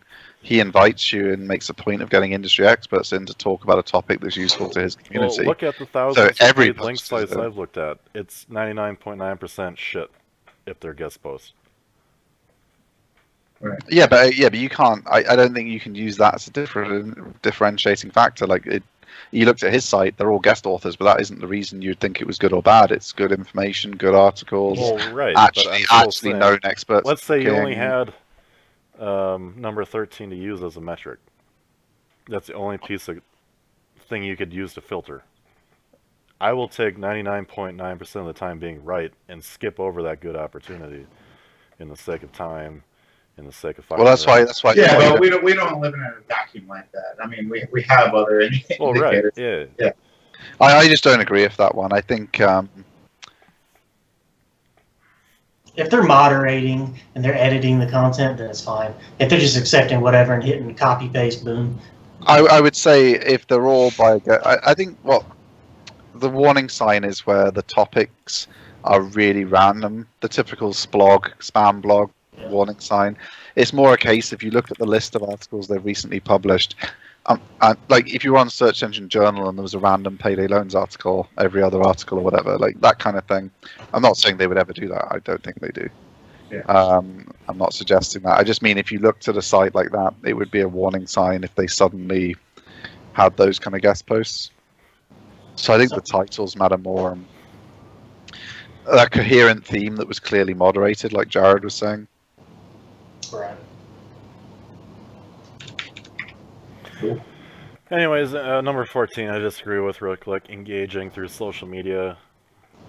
We have really authoritative sites that get over 10,000 hits a month that have no social media presence. It doesn't mean anything. It's something to look for, sure, but that can also be faked so easily. I don't care. Yeah, I think both Jared, case in point, both my site and Jared's sites, we don't have a lot of social media stuff going on, but organic. Well, it's niche dependent, isn't it? I mean, some niches are just very likely to lead to social discussion. Other niches, we've also got better shit to do than be on social media all day. Well, if you're looking for a French tutor for your kid, and you find a site that has tutors on, like, you're going to engage with individual tutors on their private social media. You're very rarely going to talk to the site owner on their social media. So it's very niche dependent. I would just ignore that one as well. Yeah. Anyways, enough link talk. Sarah Shepard. Let me say something real quick. Sure. You could go through all 15 of those and everything could be A-OK, and then you go pull up one of their sites in Google Cache, and it's filled with spam links because it's you only get to see it if you're the Google bot user agent. So I mean, there's so many indications. I mean, there's so many other ways you could disqualify. You can't cover them all, and you can't even possibly. You can't go through them all. You have to play the numbers game when you're going for links. This kind of crap where it's like, I'm trying to find the one good link out of 100. Just go for all 100. Yeah, I'm going to give you. I think this is what Garrett does really. Like when he looks at it, it's just the "what the fuck is this" test. If when the site loads up in front of you and you see what's on there, you think, "What the fuck is this?" You don't want your link on there. As simple as that. Like if you just look, everything about it's wrong. Like there's a flashing "Pay Me Now" button. There's everything's on a random topic. It just looks like a shitty template and no one gives a fuck about it. You just look at it and you just think, what the fuck is this? This isn't a site that I visit during my normal use of the internet. This isn't in the top 10 on Google normally when I search for things. That's your test. Right. If you think, what the fuck is this? You don't want a link on it. That's my 1 point test. You'll waste all your time trying to go through this checklist, and it covers 1% of what you could possibly find out there. Yeah. It's just a waste of time. The what the fuck test that's how you should do it. Yeah, I agree. So Cyrus tweeted out a new blog post from Glenn Gabe, and Glenn Gabe is bringing attention to another new Google feature, which I've seen myself, is the video carousels at the top of individual SERPs. And sorry, yes. I get these spam calls all day, man. Oh, me too. Jesus. That's better than Garrett's washing machine. That's like, it sounds like a spaceship's landing. But well, it's also better than you sounding like a drunk British nanny, so I don't know what the fuck.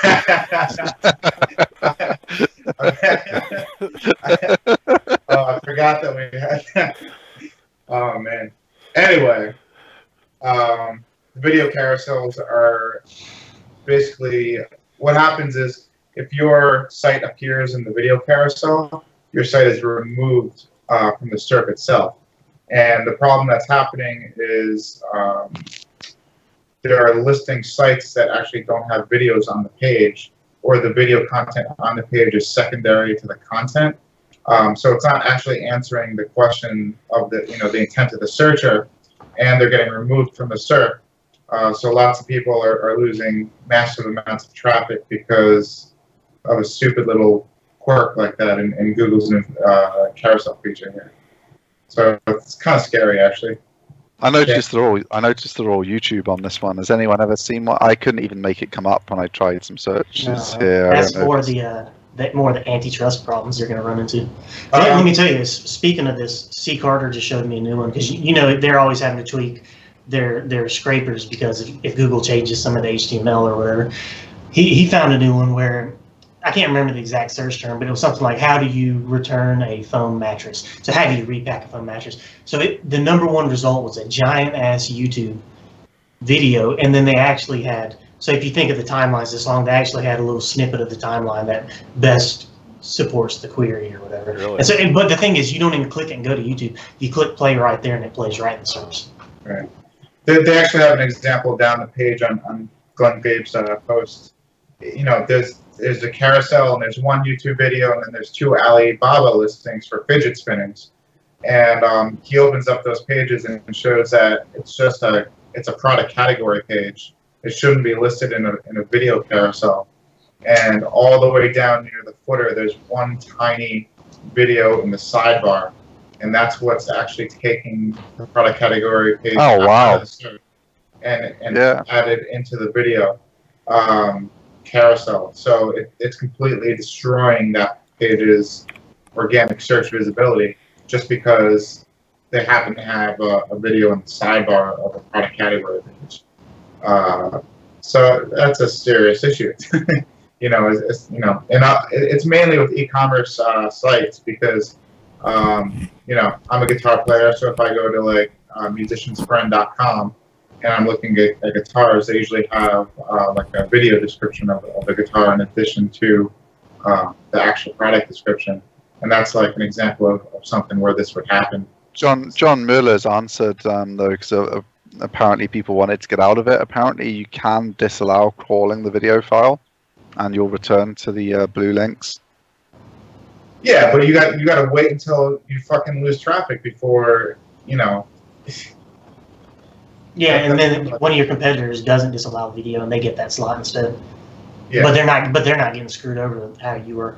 Same thing with opting out of the knowledge graph and all that crap. Well, that's just your decision, isn't it? Like, do you want to be in the video? Like, if they put you in the video thing and you like being in there, then obviously don't try and get out of it. But at least there's a way out if you realize it's hurting you. Or if you're in the video, you should be able to tell it what video you want to appear. So, well, they're not gonna let people do that for obvious reasons. So imagine how that would turn out then. Well, like you'd search for like best university or something, and you'd get like Viagra ads in the videos. It's just like all those lyric sites before Genius came around. Google started putting them in the knowledge box or knowledge graph, and they all opted out. And so what Google did instead was scrape them and just insert them right into the search. I'm sure you've seen that where you can click show more and you can see the whole song and the lyrics. And we spoke about that with the how much is so and so worth. Like some guy's site was destroyed by Google. They just scraped it and put it in the knowledge graph anyway. Yeah, and they actually had to hire people to research how much these people made, so it cost them money to add someone to listing. Google for free can just put the information in there because they don't own the lyrics. You know, I mean, you could scrape. That's what makes Genius nice is the annotations. But you can scrape any of these other public information sites and just rip them all off. Well, that's why I thought that story was worse than the lyrics, because they were actually doing editorial work to find out, like, if it was like how much has been Diletto worth, they would try and find out like how much his house is worth, how many customers word agents has got. They would value the business, and they'd come out with the correct number of 47.6 million. And they would actually publish that then with their like breakdown of how they'd worked it out. Whereas Google then is just like, oh, we'll just put, someone types it in, and then the knowledge graph just been Diletto 46.5 million. They've put no work into it, so they're relying on someone else spending money, and they used to make the money back from their visitors. Now they make nothing. It's the same kind of business model as like Uber, for instance, or Facebook. They don't generate any content. They don't drive themselves or pay for cars, yet they make all the money. But that's the richest.com that you're talking about, right? Yeah, I think that's what it was. We spoke about it on the show when the story came up, but I think Google's got to be careful though, because there's some information where the information is always going to be free. Like everything on Wikipedia is always going to be available for free. But if you destroy sources of information that are hard to find and take research, it's not going to be available. So you can't scrape and displace everything. You can scrape and displace it now, but if the people that were doing the research all go out of business, you're just going to have a made-up number. Like you're going to search for how much has been Diletto worth, and you're only going to get 26 million. It's going to be out by 20 mil. It's just going to be embarrassing for him. Like his buddies are going to think he's lost half his money somehow. Blackjack. He did play a $26 million blackjack. All right, what's going on with Google for Jobs UK, Mr. Steve? Just I forget what Tom had tweeted now. I'm just loading it up. Google for Jobs UK is here. I don't think this is just a test. Starting to see traffic trickle. Is this something you guys have had in the US for a while? Like if you do a job search in the US, do you get these like immediate in the search results, job results in the US? Man, we don't do job searches, bro. Engineer, Minneapolis. Yeah, I guess none of us have been employed for a while, so it's difficult. I don't think I've ever searched for that. I couldn't tell you if this has been here forever or for not. I don't know. It's new to the UK anyway, so I feel like this shows the show of like Google adding more and more stuff to their featured positions, and there's been so much activity on Twitter about this stuff. It's crazy. Is Google scraping this, or is this from structured data? Well, there's well-known job sites in the UK, and I imagine Well, so I'm looking. I imagine they're all marked up correctly. Like the one I did, Software Engineer Minneapolis, they pulled Genesis 10 via Career Builder. Career Builder is obviously a big site. Software Engineer, National Engineering Resources via ZipRecruiter, obviously really big. And the next one is from ZipRecruiter? Is that what you said? ZipRecruiter, yeah. All right, man. What a brand. It's for people who want a job that haven't zipped their fly up. Well, okay, I must be mishearing this. zip, kind of like a John, a little zip. Yeah, that's why I thought you said ZipRecruiter. Oh no, ZipRecruiter. Oh, recruiter. So that's to be honest, that's just as stupid as what it's actually called. So it doesn't pass the radio test. No, that's my Minnesota slur catching up with me. So I guess that's just rolling out in the UK, and that's a big deal for you guys now. Yeah. Well, I guess not as big a deal as the video thing, but well, so it makes me wonder if this is just rolling out in the UK, and we tend to catch on to every other SERP improvement in the US. How long has this been in the US? And we've been doing the show for a year. Yeah, a year. We've never seen it come up in the news. The worrying thing about it is the big recruitment sites have a pretty big stranglehold as it is, and they charge a lot more to get a listing. But there were a lot of independent sites, including ones that, you know, in full disclosure, I have worked on client campaigns for in the past, that could get you the same placements in, you know, like job sites and newspapers, all the other places that the big ones got. You know, like with press releases, you can go to the big guys, or you can use someone like Press Cable, who's designed for agencies and a lot cheaper, but you get the same. Your press release ends up in the same fee. It was the same in recruiting, but obviously this locks down the dominant position of the big recruitment companies that get scraped by Google. Like if you don't get scraped by Google now, your cheaper service is actually now worth less, whereas before you were offering the exact same service more competitively. Now you're being forced out by Google just by virtue of them scraping the big incumbents more. Right. Which it certainly sounds like from the examples in the UK search shown here and the ones Garrett just read out. They're companies that I've heard of, even though I'm in the UK, as big American recruitment companies. It sounds like it's something that's cementing the position of incumbents, showing for people that pay for their listings. So it's quite a big impact on anyone trying to break in or do something different in that industry. Man, for me, that feature actually kind of seems useful. Like I don't hate it all that much, but I hear what you're saying. Well, why is it useful to see the listings from the big three recruiters that you would have looked on anyway? Because it's aggregated on one spot. Google's doing its job properly. Well, speaking of this with database sites, I don't know that it is, but you know, like the lyric sites, the recipe sites, the richest. We're talking about net worth sites. Me and Vin, one of our early buddies, who I won't mention his nickname, he taught us both about database sites, and he used to build them and sell them for $100 grand, $300 grand, and slowly he started moving to different types of databases because Google started encroaching, and now he's got a day job and he quit the game. Really? Yeah, because they ate up. You know, there's no more database sites for him to make. Too much hookers and blow for those 100 grand exits he was doing. Crypto. He lost his ass on crypto.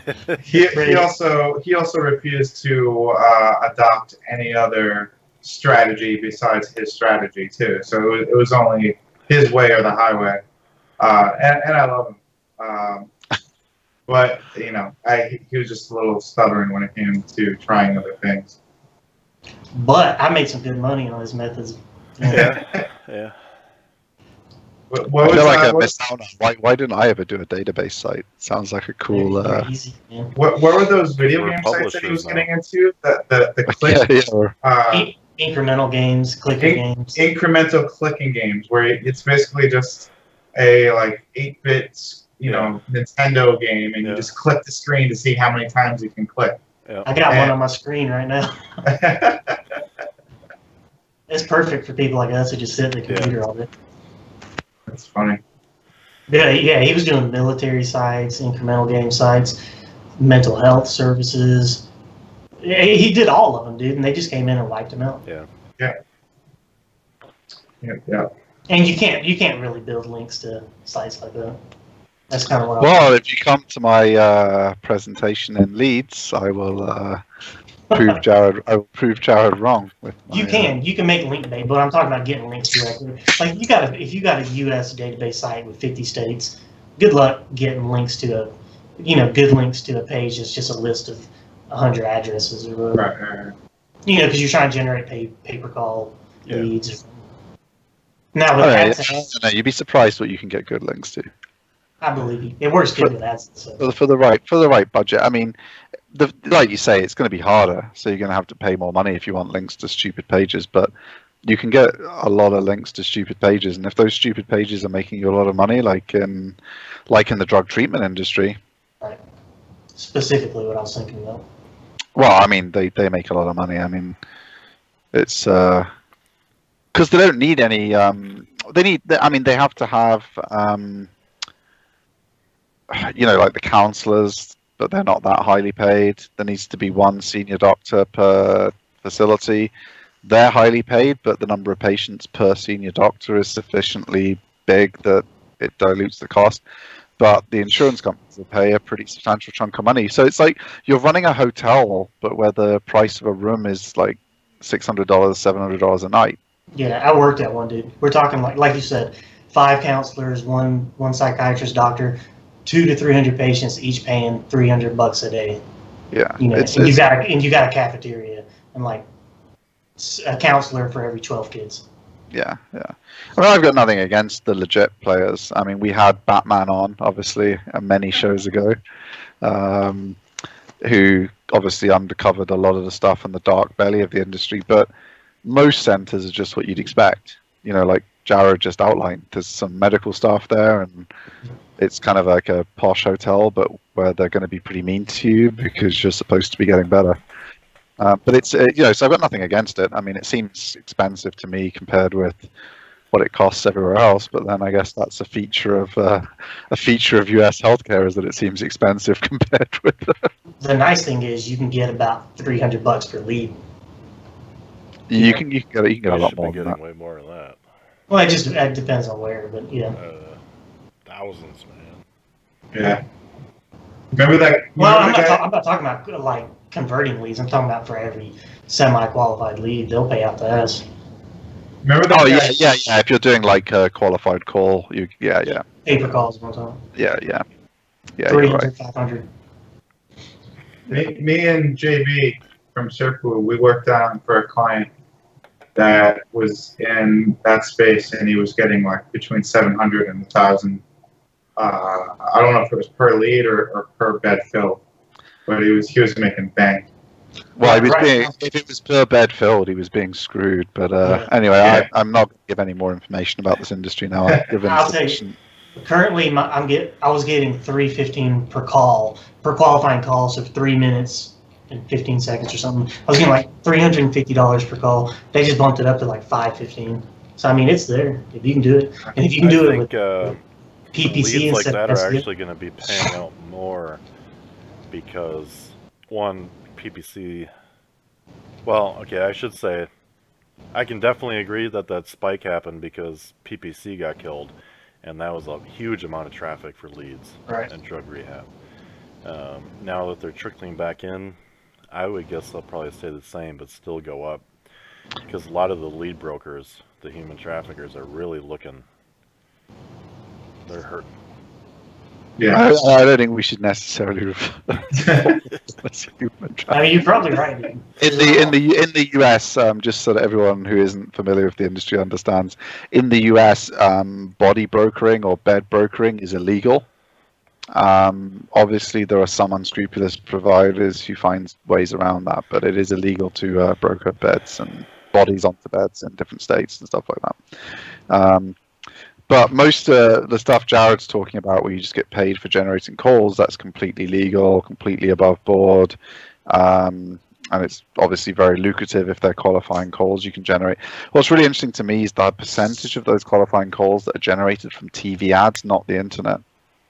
It's a huge, huge volume of the industry's qualifying calls are generated from, and I don't know if it probably just seems normal to you guys. Like whenever I'm in a hotel in America and I'm just watching like some comedy show, and like if the three of the ads are like, has a loved one of yours like drunk so much that they puked in your kid's face? Jared and Vin, do you guys watch Adult Swim ever? I used to back in college days. I don't have cable. I haven't had cable for years. But you know, watching Adult Swim, you would think that the commercials between 10 p.m. and 4 in the morning would just be full of those, because it's nothing but shows like geared towards drug addicts and alcoholics. There's one with a fake. I think we actually talked about this particular commercial, and it's just like this fake actor, and he's pushing. Yeah, he's pushing somebody to a rehab. But anyway, okay. Yeah, let's move on. Let's move on. Well, no, wait. If any of you need rehab, Jared's your boy. Yeah. Hit him up. He'll collect his $700 and he'll hook you up with the best facility in Florida you can find. There you go. All right. So Matt Woodward put out a post about a month ago. How lowering your bounce rate can help you increase your rankings. Not a lot of SEOs talk about optimizing for user signals, and I think that more people did. We'd see a lot of you'd see improvements much faster if you're able to accurately adjust your site based on user signals. But if you're able to lower your bounce rate, you'll see a significant ranking boost almost immediately. But there's one part of he's got like 10 steps you can do to decrease your bounce rate. But the one that jumped out to me was using heat maps to analyze the page and see where people are clicking, and then adjusting your actual design of the page based on that data. I think we all know about heat maps, but I think a lot of people use them for like squeeze pages and sales pages. Didn't everyone's favorite SEO shut down their heat mapping company recently and redirect it to their site? Neil. What, Crazy? Is that Crazy? Yeah, redirected to neilpatel.com. Dude, he's buying up all kinds of stuff. Yeah. Uber Insights, or however you pronounce it. Uber Suggest? He bought. Uber Suggest, he bought, yeah. Kissmetrics. Yeah. Bought their entire blog. Yeah, it was Kissmetrics, wasn't it? Oh, yeah, it's Kissmetrics. Yeah. Crazy Egg is still around.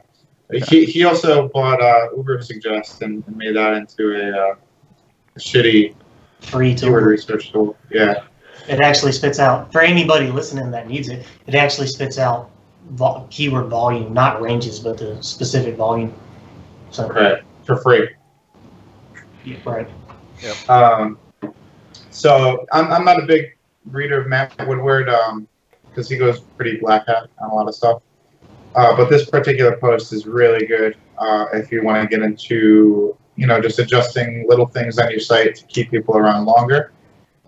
There's a lot of common suggestions here.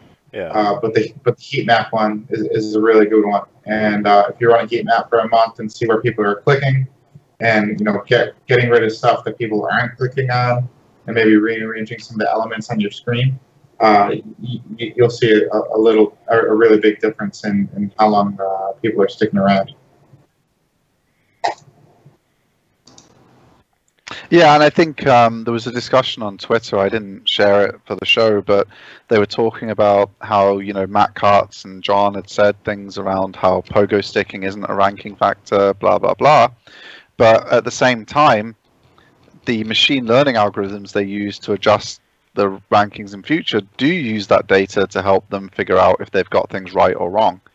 Like if they make a change and they see pogo sticking increase, then they actually use that as a signal that the adjustment they've made. So it's not affecting an individual ranking necessarily, or if you believe what they've said exactly and so on, which probably you can most of the time, but it depends how they word it.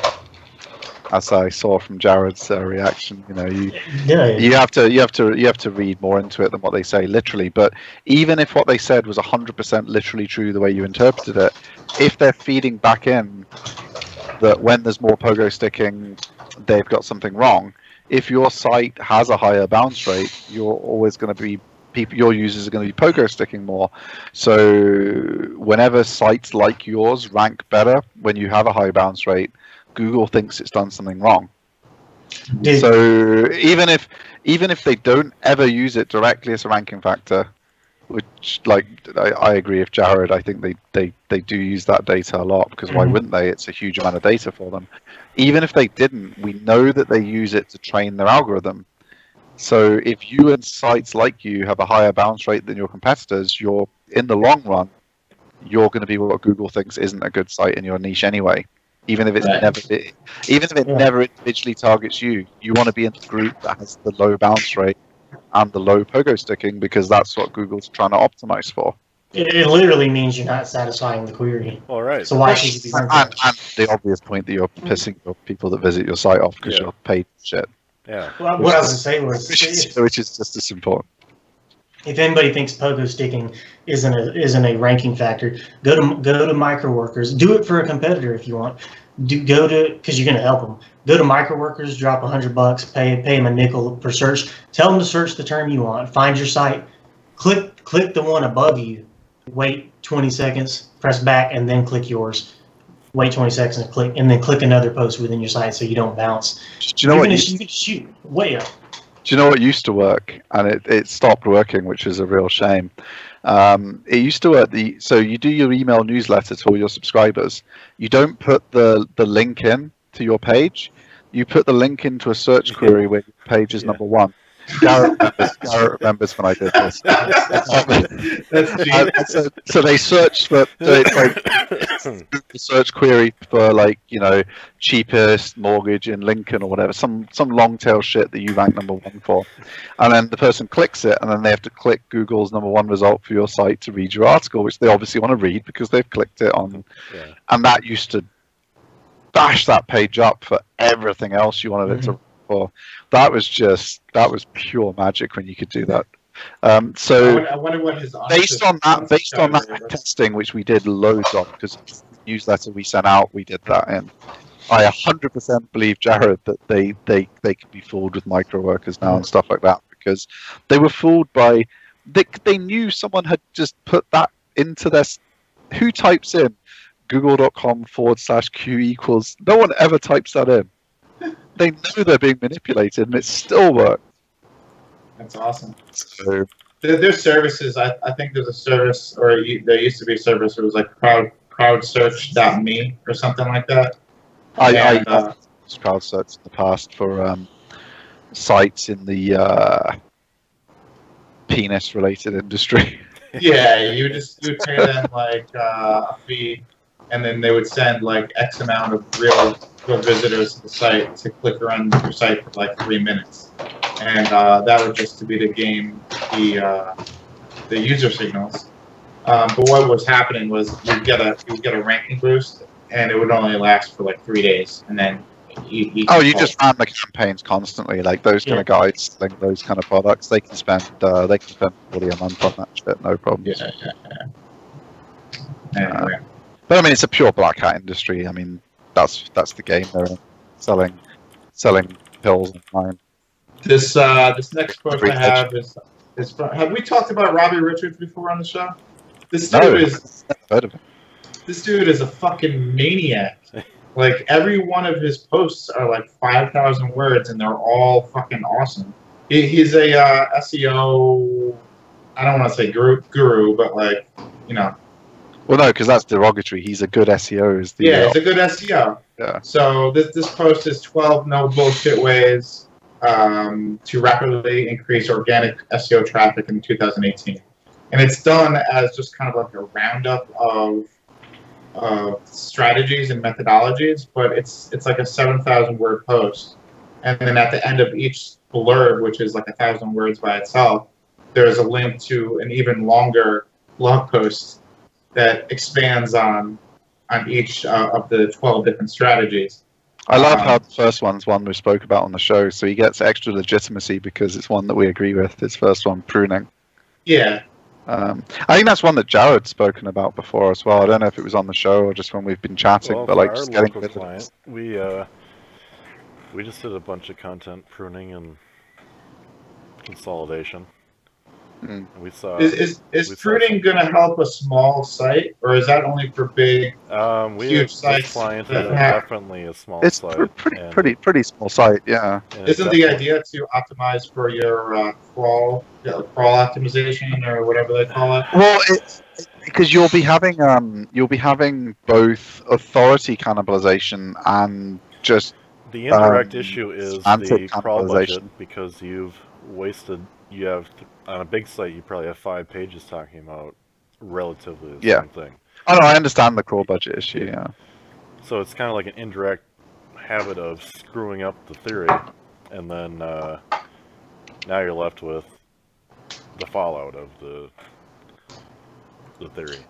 Another thing is you're consolidating page rank flow. Yeah, it has less places to go to. Yeah. You have authority and like semantic or contextual understanding cannibalization. So 2 ways you can lose. Like Jared just said, you lose the authority. You put those 2 pages together, it's twice as powerful if they have for 5 people links. that don't know what we're talking about. Let's say you have a page about use cats again, because that's what we were doing earlier. Oh, 1 second, guys. I can't think of cats. Let's say let's say the page. Let's say you have a category about like finishing a basement or something, or a page about finishing a basement, but then you have a separate page about. It'd be so much easier. I can't think of it without using the client. It's like, if you're going to clean your floors, you probably shouldn't have a 500-word page about floor cleaning in general, and then, which a lot of SEOs make the mistake of, having a 250-word page about waxing the floor, and then a 250-word page about cleaning the carpet. Like, that's not a good. I'm sorry. I can't. That's not good. I know what you're saying. Yeah. You don't want to. You're better off having one monster page that's an authority on a topic than having understanding how to use every subsection being a headings page. To make one solid page and laying it out properly with like a table of contents. And it's the same thing with like people want to have 50 different websites, but you spread yourself so thin you can't devote enough time to make each one quality. Yeah. You're better off focusing on one. To me, I always go back to Backlinko, who only has, 20 posts on a site, but he continually improves each one and dominates the SERPs with those posts. Yeah. But speaking of, if you go to backlinko.com, this is a tangent. He doesn't even, you have to search the page to get to the post now. Like the entire backlinko.com, the homepage, is just a squeeze page for his products at this point. And to get to the actual, go ahead. Copyblogger did that when they became big enough to just be pushing their courses and getting opt-ins. Like it used to be, you'd go to copyblogger.com and you'd see all the content. Now, I bet I haven't looked for a while. Let's quickly pull it up now. I think it's the same what Brian did with Copyblogger. It just became like an opt-in for their courses. Yeah, and at the bottom might say proceed to the blog or something. It's actually toned it down a bit. You can click read Copyblogger now on the homepage. It used to be like a squeeze page to get you into like it was a lot more aggressive. I think you get that a lot of people do that with a blog, because you lose people so quickly if you don't get them into some kind of funnel or get some way to keep in touch with them.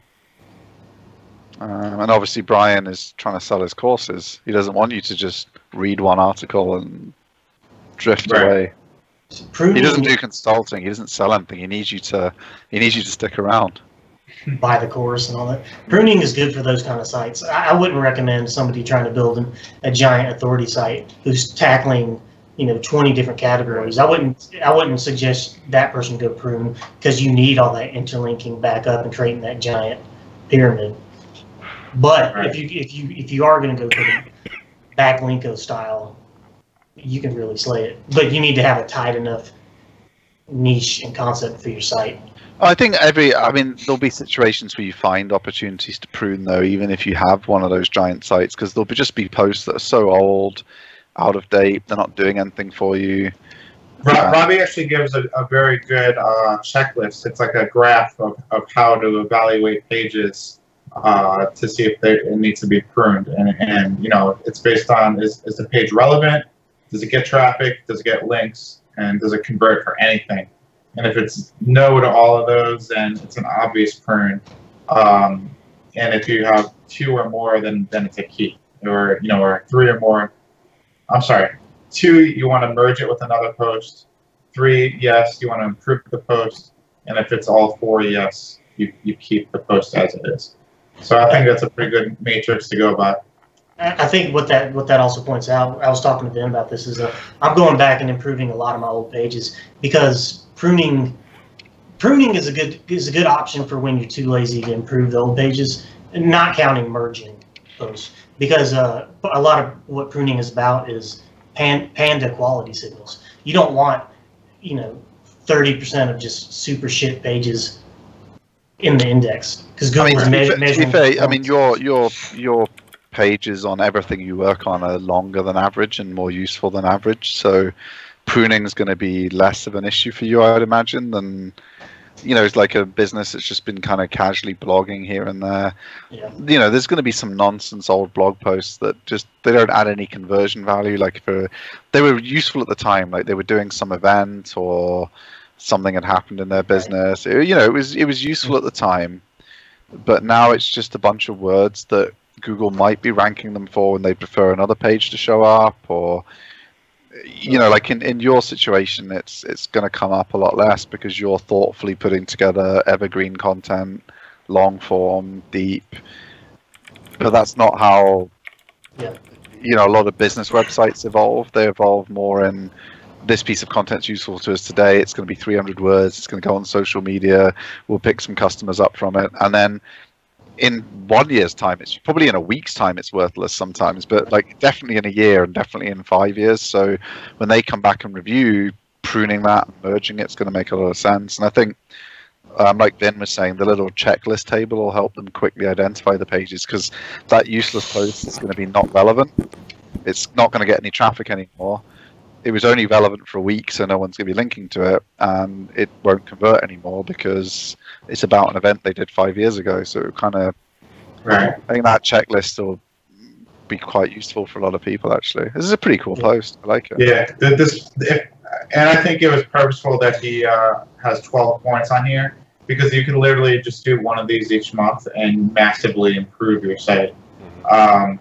We could talk about each one of these for an hour each, but I thought the pruning thing was great. I thought, what else here? The 404 page. I forget what about the 4 pages here. Another streaming frog fan here as well. Yeah. You'll get props from Garrett for that. Screaming Frog and Deep Crawl seem to be the big tech SEO tools these days. But I really like all the team at Deep Crawl. Whenever you meet everyone from that place at conferences, they're all such a super cool bunch of people. The Xenu link sleuth is pretty good, and if you're on Mac, there's one called Integrity. That's the one I use. Options. Yeah, I'm still getting into all that technical stuff and technical scraping, but I'm learning as I go. It's just a veiled brag. He got the new $10,000 MacBook Pro, didn't you? Who's that, me? Yeah. I got the Mac Pro, the little black trash can. You got that, okay. It's a humble brag. Nah, it ain't humble, bro. I earned that shit. We definitely have to have more Robbie Richards on the show as he puts shit out, because that was awesome. Yeah, this is a fantastic post. But yeah, that post itself was like an hour read. The Barnacle SEO one is really nice. Yeah, Barnacle SEO is if you can't outrank somebody, just get a page on their site and kind of just attach to them and feed off there. Or if there's a term that you want to rank for that's really difficult, try to get a guest post on some really authoritative site and then do your SEO work on that post. So they're going to get all the traffic, but you're going to, like we keep saying, you're going to squeeze some of that to your own site. Right. Which Yeah, is better than not ranking for it at all. You know? I mean, that's reputation management 101 kind of stuff. I do like the term Barnacle SEO better than everyone used to call it Parasite SEO. It sounds a lot more... Well, he's got Parasite and Barnacle SEO in this post. It's number 9 and 10. And he describes... he wants to pick up both keywords for his rank. Yeah. He describes the difference between the two. But it's the same. Parasite SEO is using the authority of another site to link to your money site, and I believe Barnacle SEO is they're interchangeable terms. They're the same, but I would say that Barnacle's doing it for good purposes, good clean white hat, and Parasite's like, I'm going to spam some kind of affiliate link that's in that page to the top. You're right. The people who use the term Barnacle SEO were people who would tend to post on Moz. The people who would use the term Parasite SEO would be selling you a dodgy SEO course for $1,000. Right. That was the history of the two phrases. So I'm glad to see Barnacle SEO winning out. It's the keyword gap section is awesome too. That's identical. You need SEMrush to do it.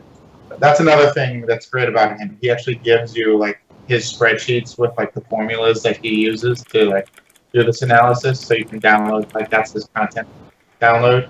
But everything is done step by step. So if you want to find gaps in your content for what competitors are ranking for that you're not, that's in this post as well. And I think he has an entire other blog post that goes into it even more depth. But yeah, Robbie Richards, awesome. Ahrefs is really good for that content gap as well. Yeah, I don't even use their content gap thing in the sidebar. I just go to a competitor site, see what terms you're ranking for, and then you can filter them however you want to. But you can identify. So what I like to do is find a site that maybe is newer, doesn't have a lot of link juice. Find out. So make sure they're weaker than I am. Find out what they're ranking for. And if they're number 1 through 3 for terms, then I know I can take them just by publishing on them. And you can just boom, boom, boom, boom, boom, slay all your competitors. You're taking all their rankings and starving them to death while growing yourself. That's how I do it today too. But the way he was describing it, kind of like automates it a little more, so you can find more opportunities faster. But yeah, that's the basic idea.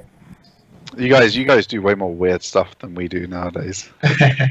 we just publish posts on our site and build links to them. Well, it's all about low competition keywords and, maximum. Oh, I'm not disagreeing. You guys are smart. I'm just saying you guys do more weird stuff than we do these days. Well, too, like I'll get competitors who blatantly rip me off, so then I make sure I go and try to destroy them. By taking all the keywords. Vengeance is sweet. Well, they just expose themselves to. Same thing with like the reverse guest post tornado. All these people send me pitches with really crappy posts, or they don't want to offer any money, or whatever the case is. You can tell it's a crap deal, but you can throw their site into Ahrefs and then find all the places they successfully did guest post on, and you can just easily acquire all those links yourself. Speaking of which, either don't tweet this. I know this is out of sync, but we're not going to get to like a proper reviews and don't tweet this today anyway, so I'm going to just drop it in out of sequence while we're talking about that stuff. Here's an actual thing Black Hats are doing. So you go to Flickr and you find a photo that has shitloads of links, shitloads of usage around the web. You download it. Usually it's a commons picture that didn't need attribution. You upload it to your profile and you email everyone who's used it saying, you put a page on your site with the picture on, because again, you don't have to give attribution because it's a commons image. And you say, hey, you've used my picture from my site. I don't mind that you've used it, but if you could just pop a link on that bad boy, it'd be much appreciated. And if you just keep doing that with pictures that have 1,000+ uses, you're going to pick up like 10 links every time. I mean, I would never do that as a white. I mean, I have never done anything like that, but I had a little quiet nod to the black hats that came up with that one. That's going to be a very effective black hat link building strategy for you before everyone overuses it, and it's only just getting talked about now in SEO communities. I'm sure there's a lot of black hats been doing it for longer, but it's only just breaking into where mainstream people are talking about it. So if you are running a site in a more difficult niche and you want to have a little bit of fun and you don't mind taking advantage of a photographer who generously gave their time and their photo away for free, that's a genuine. That's what the black hats are doing right now, guys. I keep you up to date with the nonsense that you could do that we don't do, but I think that would be very effective for you people. So don't tweet that one, but give it a go if you're struggling. Interesting. That is good. Some easy links for you boys. Google's going to have to start discounting links in captions, in image captions, you know? That's what I actually read the other day that Google's going to start getting more data on traffic coming through Google Images. So we're gonna have a better understanding on how Google Images is driving traffic and how that traffic is acting once it lands on your site.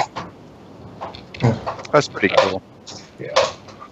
Mr. Nick put out a post on From the Future Agency on creating content for... I just shared this one because I knew Vin is an expert in e-commerce content, so I thought he'd like to talk about it for a little bit. So. It's pretty cool. He basically just breaks down the common content types on an e-commerce site. So you have category content, then you have your subcategory content. And he shows some examples of big e-com sites and the kind of keywords they're ranking just on a category page with like 2 paragraphs of content. They're ranking for keywords with over 20,000 search volume each, and several of them per one category page. Same thing with the subcategories, and then you have your actual product content, which is more about generating trust with the user about the product. But the main meat of the article is down at how do you create content to attract links. And the basic answer is you create content-based resources as link bait. So your infographics, your tools, your indices, like I think one of these were like dog crate sizes, a complete guide, and it's got a sizing chart for every size dog crate. And that's the kind of thing you can build on your article section or blog section of your. I like the Internet of Evil Things report. Yeah. I was gonna go read that after tonight's show. What's that? Yeah, I mean, I think that's it's a really good idea because you can, when you're pitching for outreach, people forget that the top of your page isn't necessarily going to be what you want people to see first when they're thinking about linking to it. But if you've got the old hashtag links in there and you can take them straight to your Internet of Evil report, they're not going to notice that the link is the stuff above. They just start reading and scrolling, and you can get them to link to it. So don't be afraid to put really good content pieces on your category pages. What people do wrong, though, and this is something we've butted heads with a few times as link building agencies, people will send us, I've put this great infographic on my product page, and it's like this tiny little JPEG infographic. Like, 1, you can't even read it. 2, it's not all the sidebars there, it's obvious. Like, you look at the I don't know if it's going to focus in properly, but like that evil internet thing, like there's no indication when they click that they're on an e-commerce page. They're straight onto the. It's like they've landed on a link bait page, so you can actually. Some people will figure it out, so you won't get as good a success as if this was on a standalone page, the way people like Distilled and Fractal and the big link bait making agencies do. You won't get the same link rate that you would get if you put it on a standalone page, but you'll still, enough people won't notice that you'll still get a lot of links to this. So don't be afraid to put amazing content like this that's a little bit different than what you're selling, and hot link directly to, so the browser scrolls straight to it when people click the link with the hashtag links and stuff. Works quite well. But don't make it shit and leave all the sidebar on and all this so that they figure it out too easily, you know? Make it look like that, where it's like, oh, I've landed on something. Yeah. Yeah. And hire Vin to write it, because do you know, actually, I do have an actual genuine testimonial for Vin this week. We had one of his so we sell a premium pack where Vin writes the link bait. His team, well, not him personally, obviously. He types fast, but not that fast. His team write the link bait and the client, and then we do the outreach. We had one where literally we got double the normal link rate. So they ordered 10 links plus the link bait. We're sending them an extra 10 links for free that just came in afterwards. Like, it ended up with double the normal publish rate that we would have expected. So we did the same amount of work we normally would have done to get 10 links, and 20 came in. Right. So like Vin's team write really good link baits apparently. So I couldn't believe it. I said to Beth today when she was doing the report, did we really get like everyone we wrote to virtually linked? There's only like 2 or 3 people didn't link that had agreed, which is just unheard of. So Nice. So yeah, I would trust Vin with one of these projects if you were. Well, thank you very much.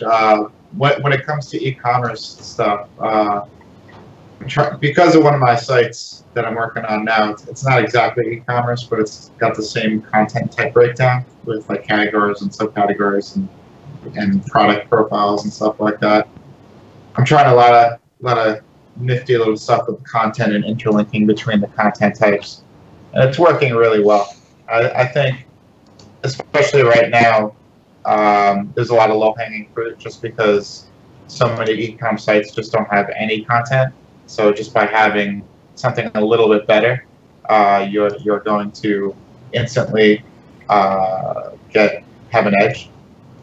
But there's a lot of opportunity with content in e-commerce right now. And hopefully that satisfies our favorite tweeter. Yeah, we spoke about e-commerce this week. We've definitely covered the main topic.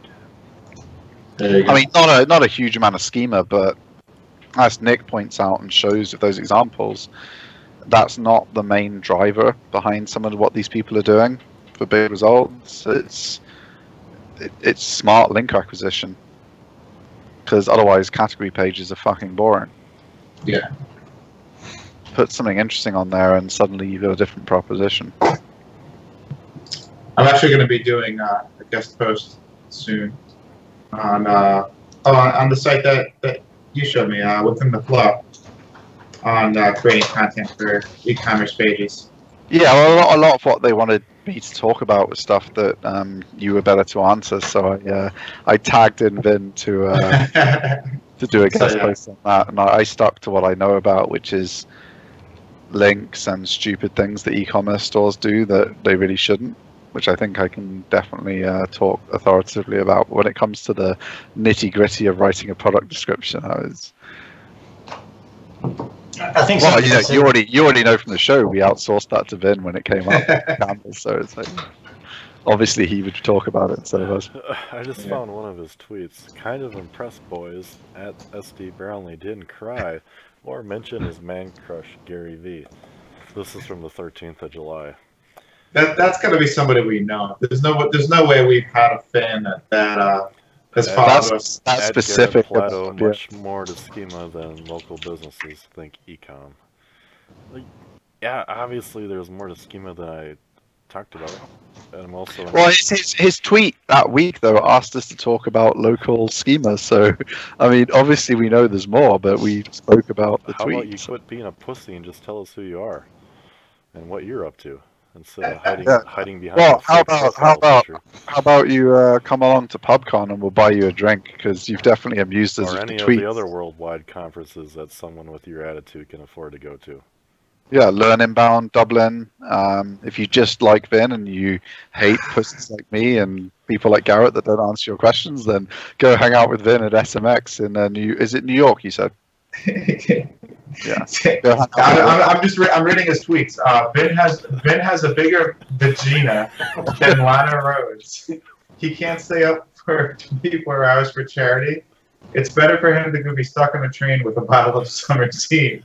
Maybe he should hang with Fishkin. I think he had a good point in that tweet. That was a pretty fair tweet. I think. Hashtag SEO pansy. I think he made some pretty strong points there, right? Oh man! All right, guys, we're 20 minutes over. I think we got to wrap it up here. Yeah. Next week I have something to review, so that'll be fine. And yeah. Cool. Jared, thanks for coming hanging out today.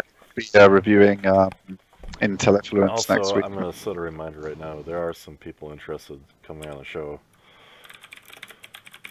Well, we had a few guests lined up potentially, so yeah, I kind of forgot this week. I got distracted. well, we'll get them lined up. I mean, well, I got distracted. Like I asked Jared to come on the show, then I forgot to book him on. So thanks for still turning up, Jared. I appreciate it.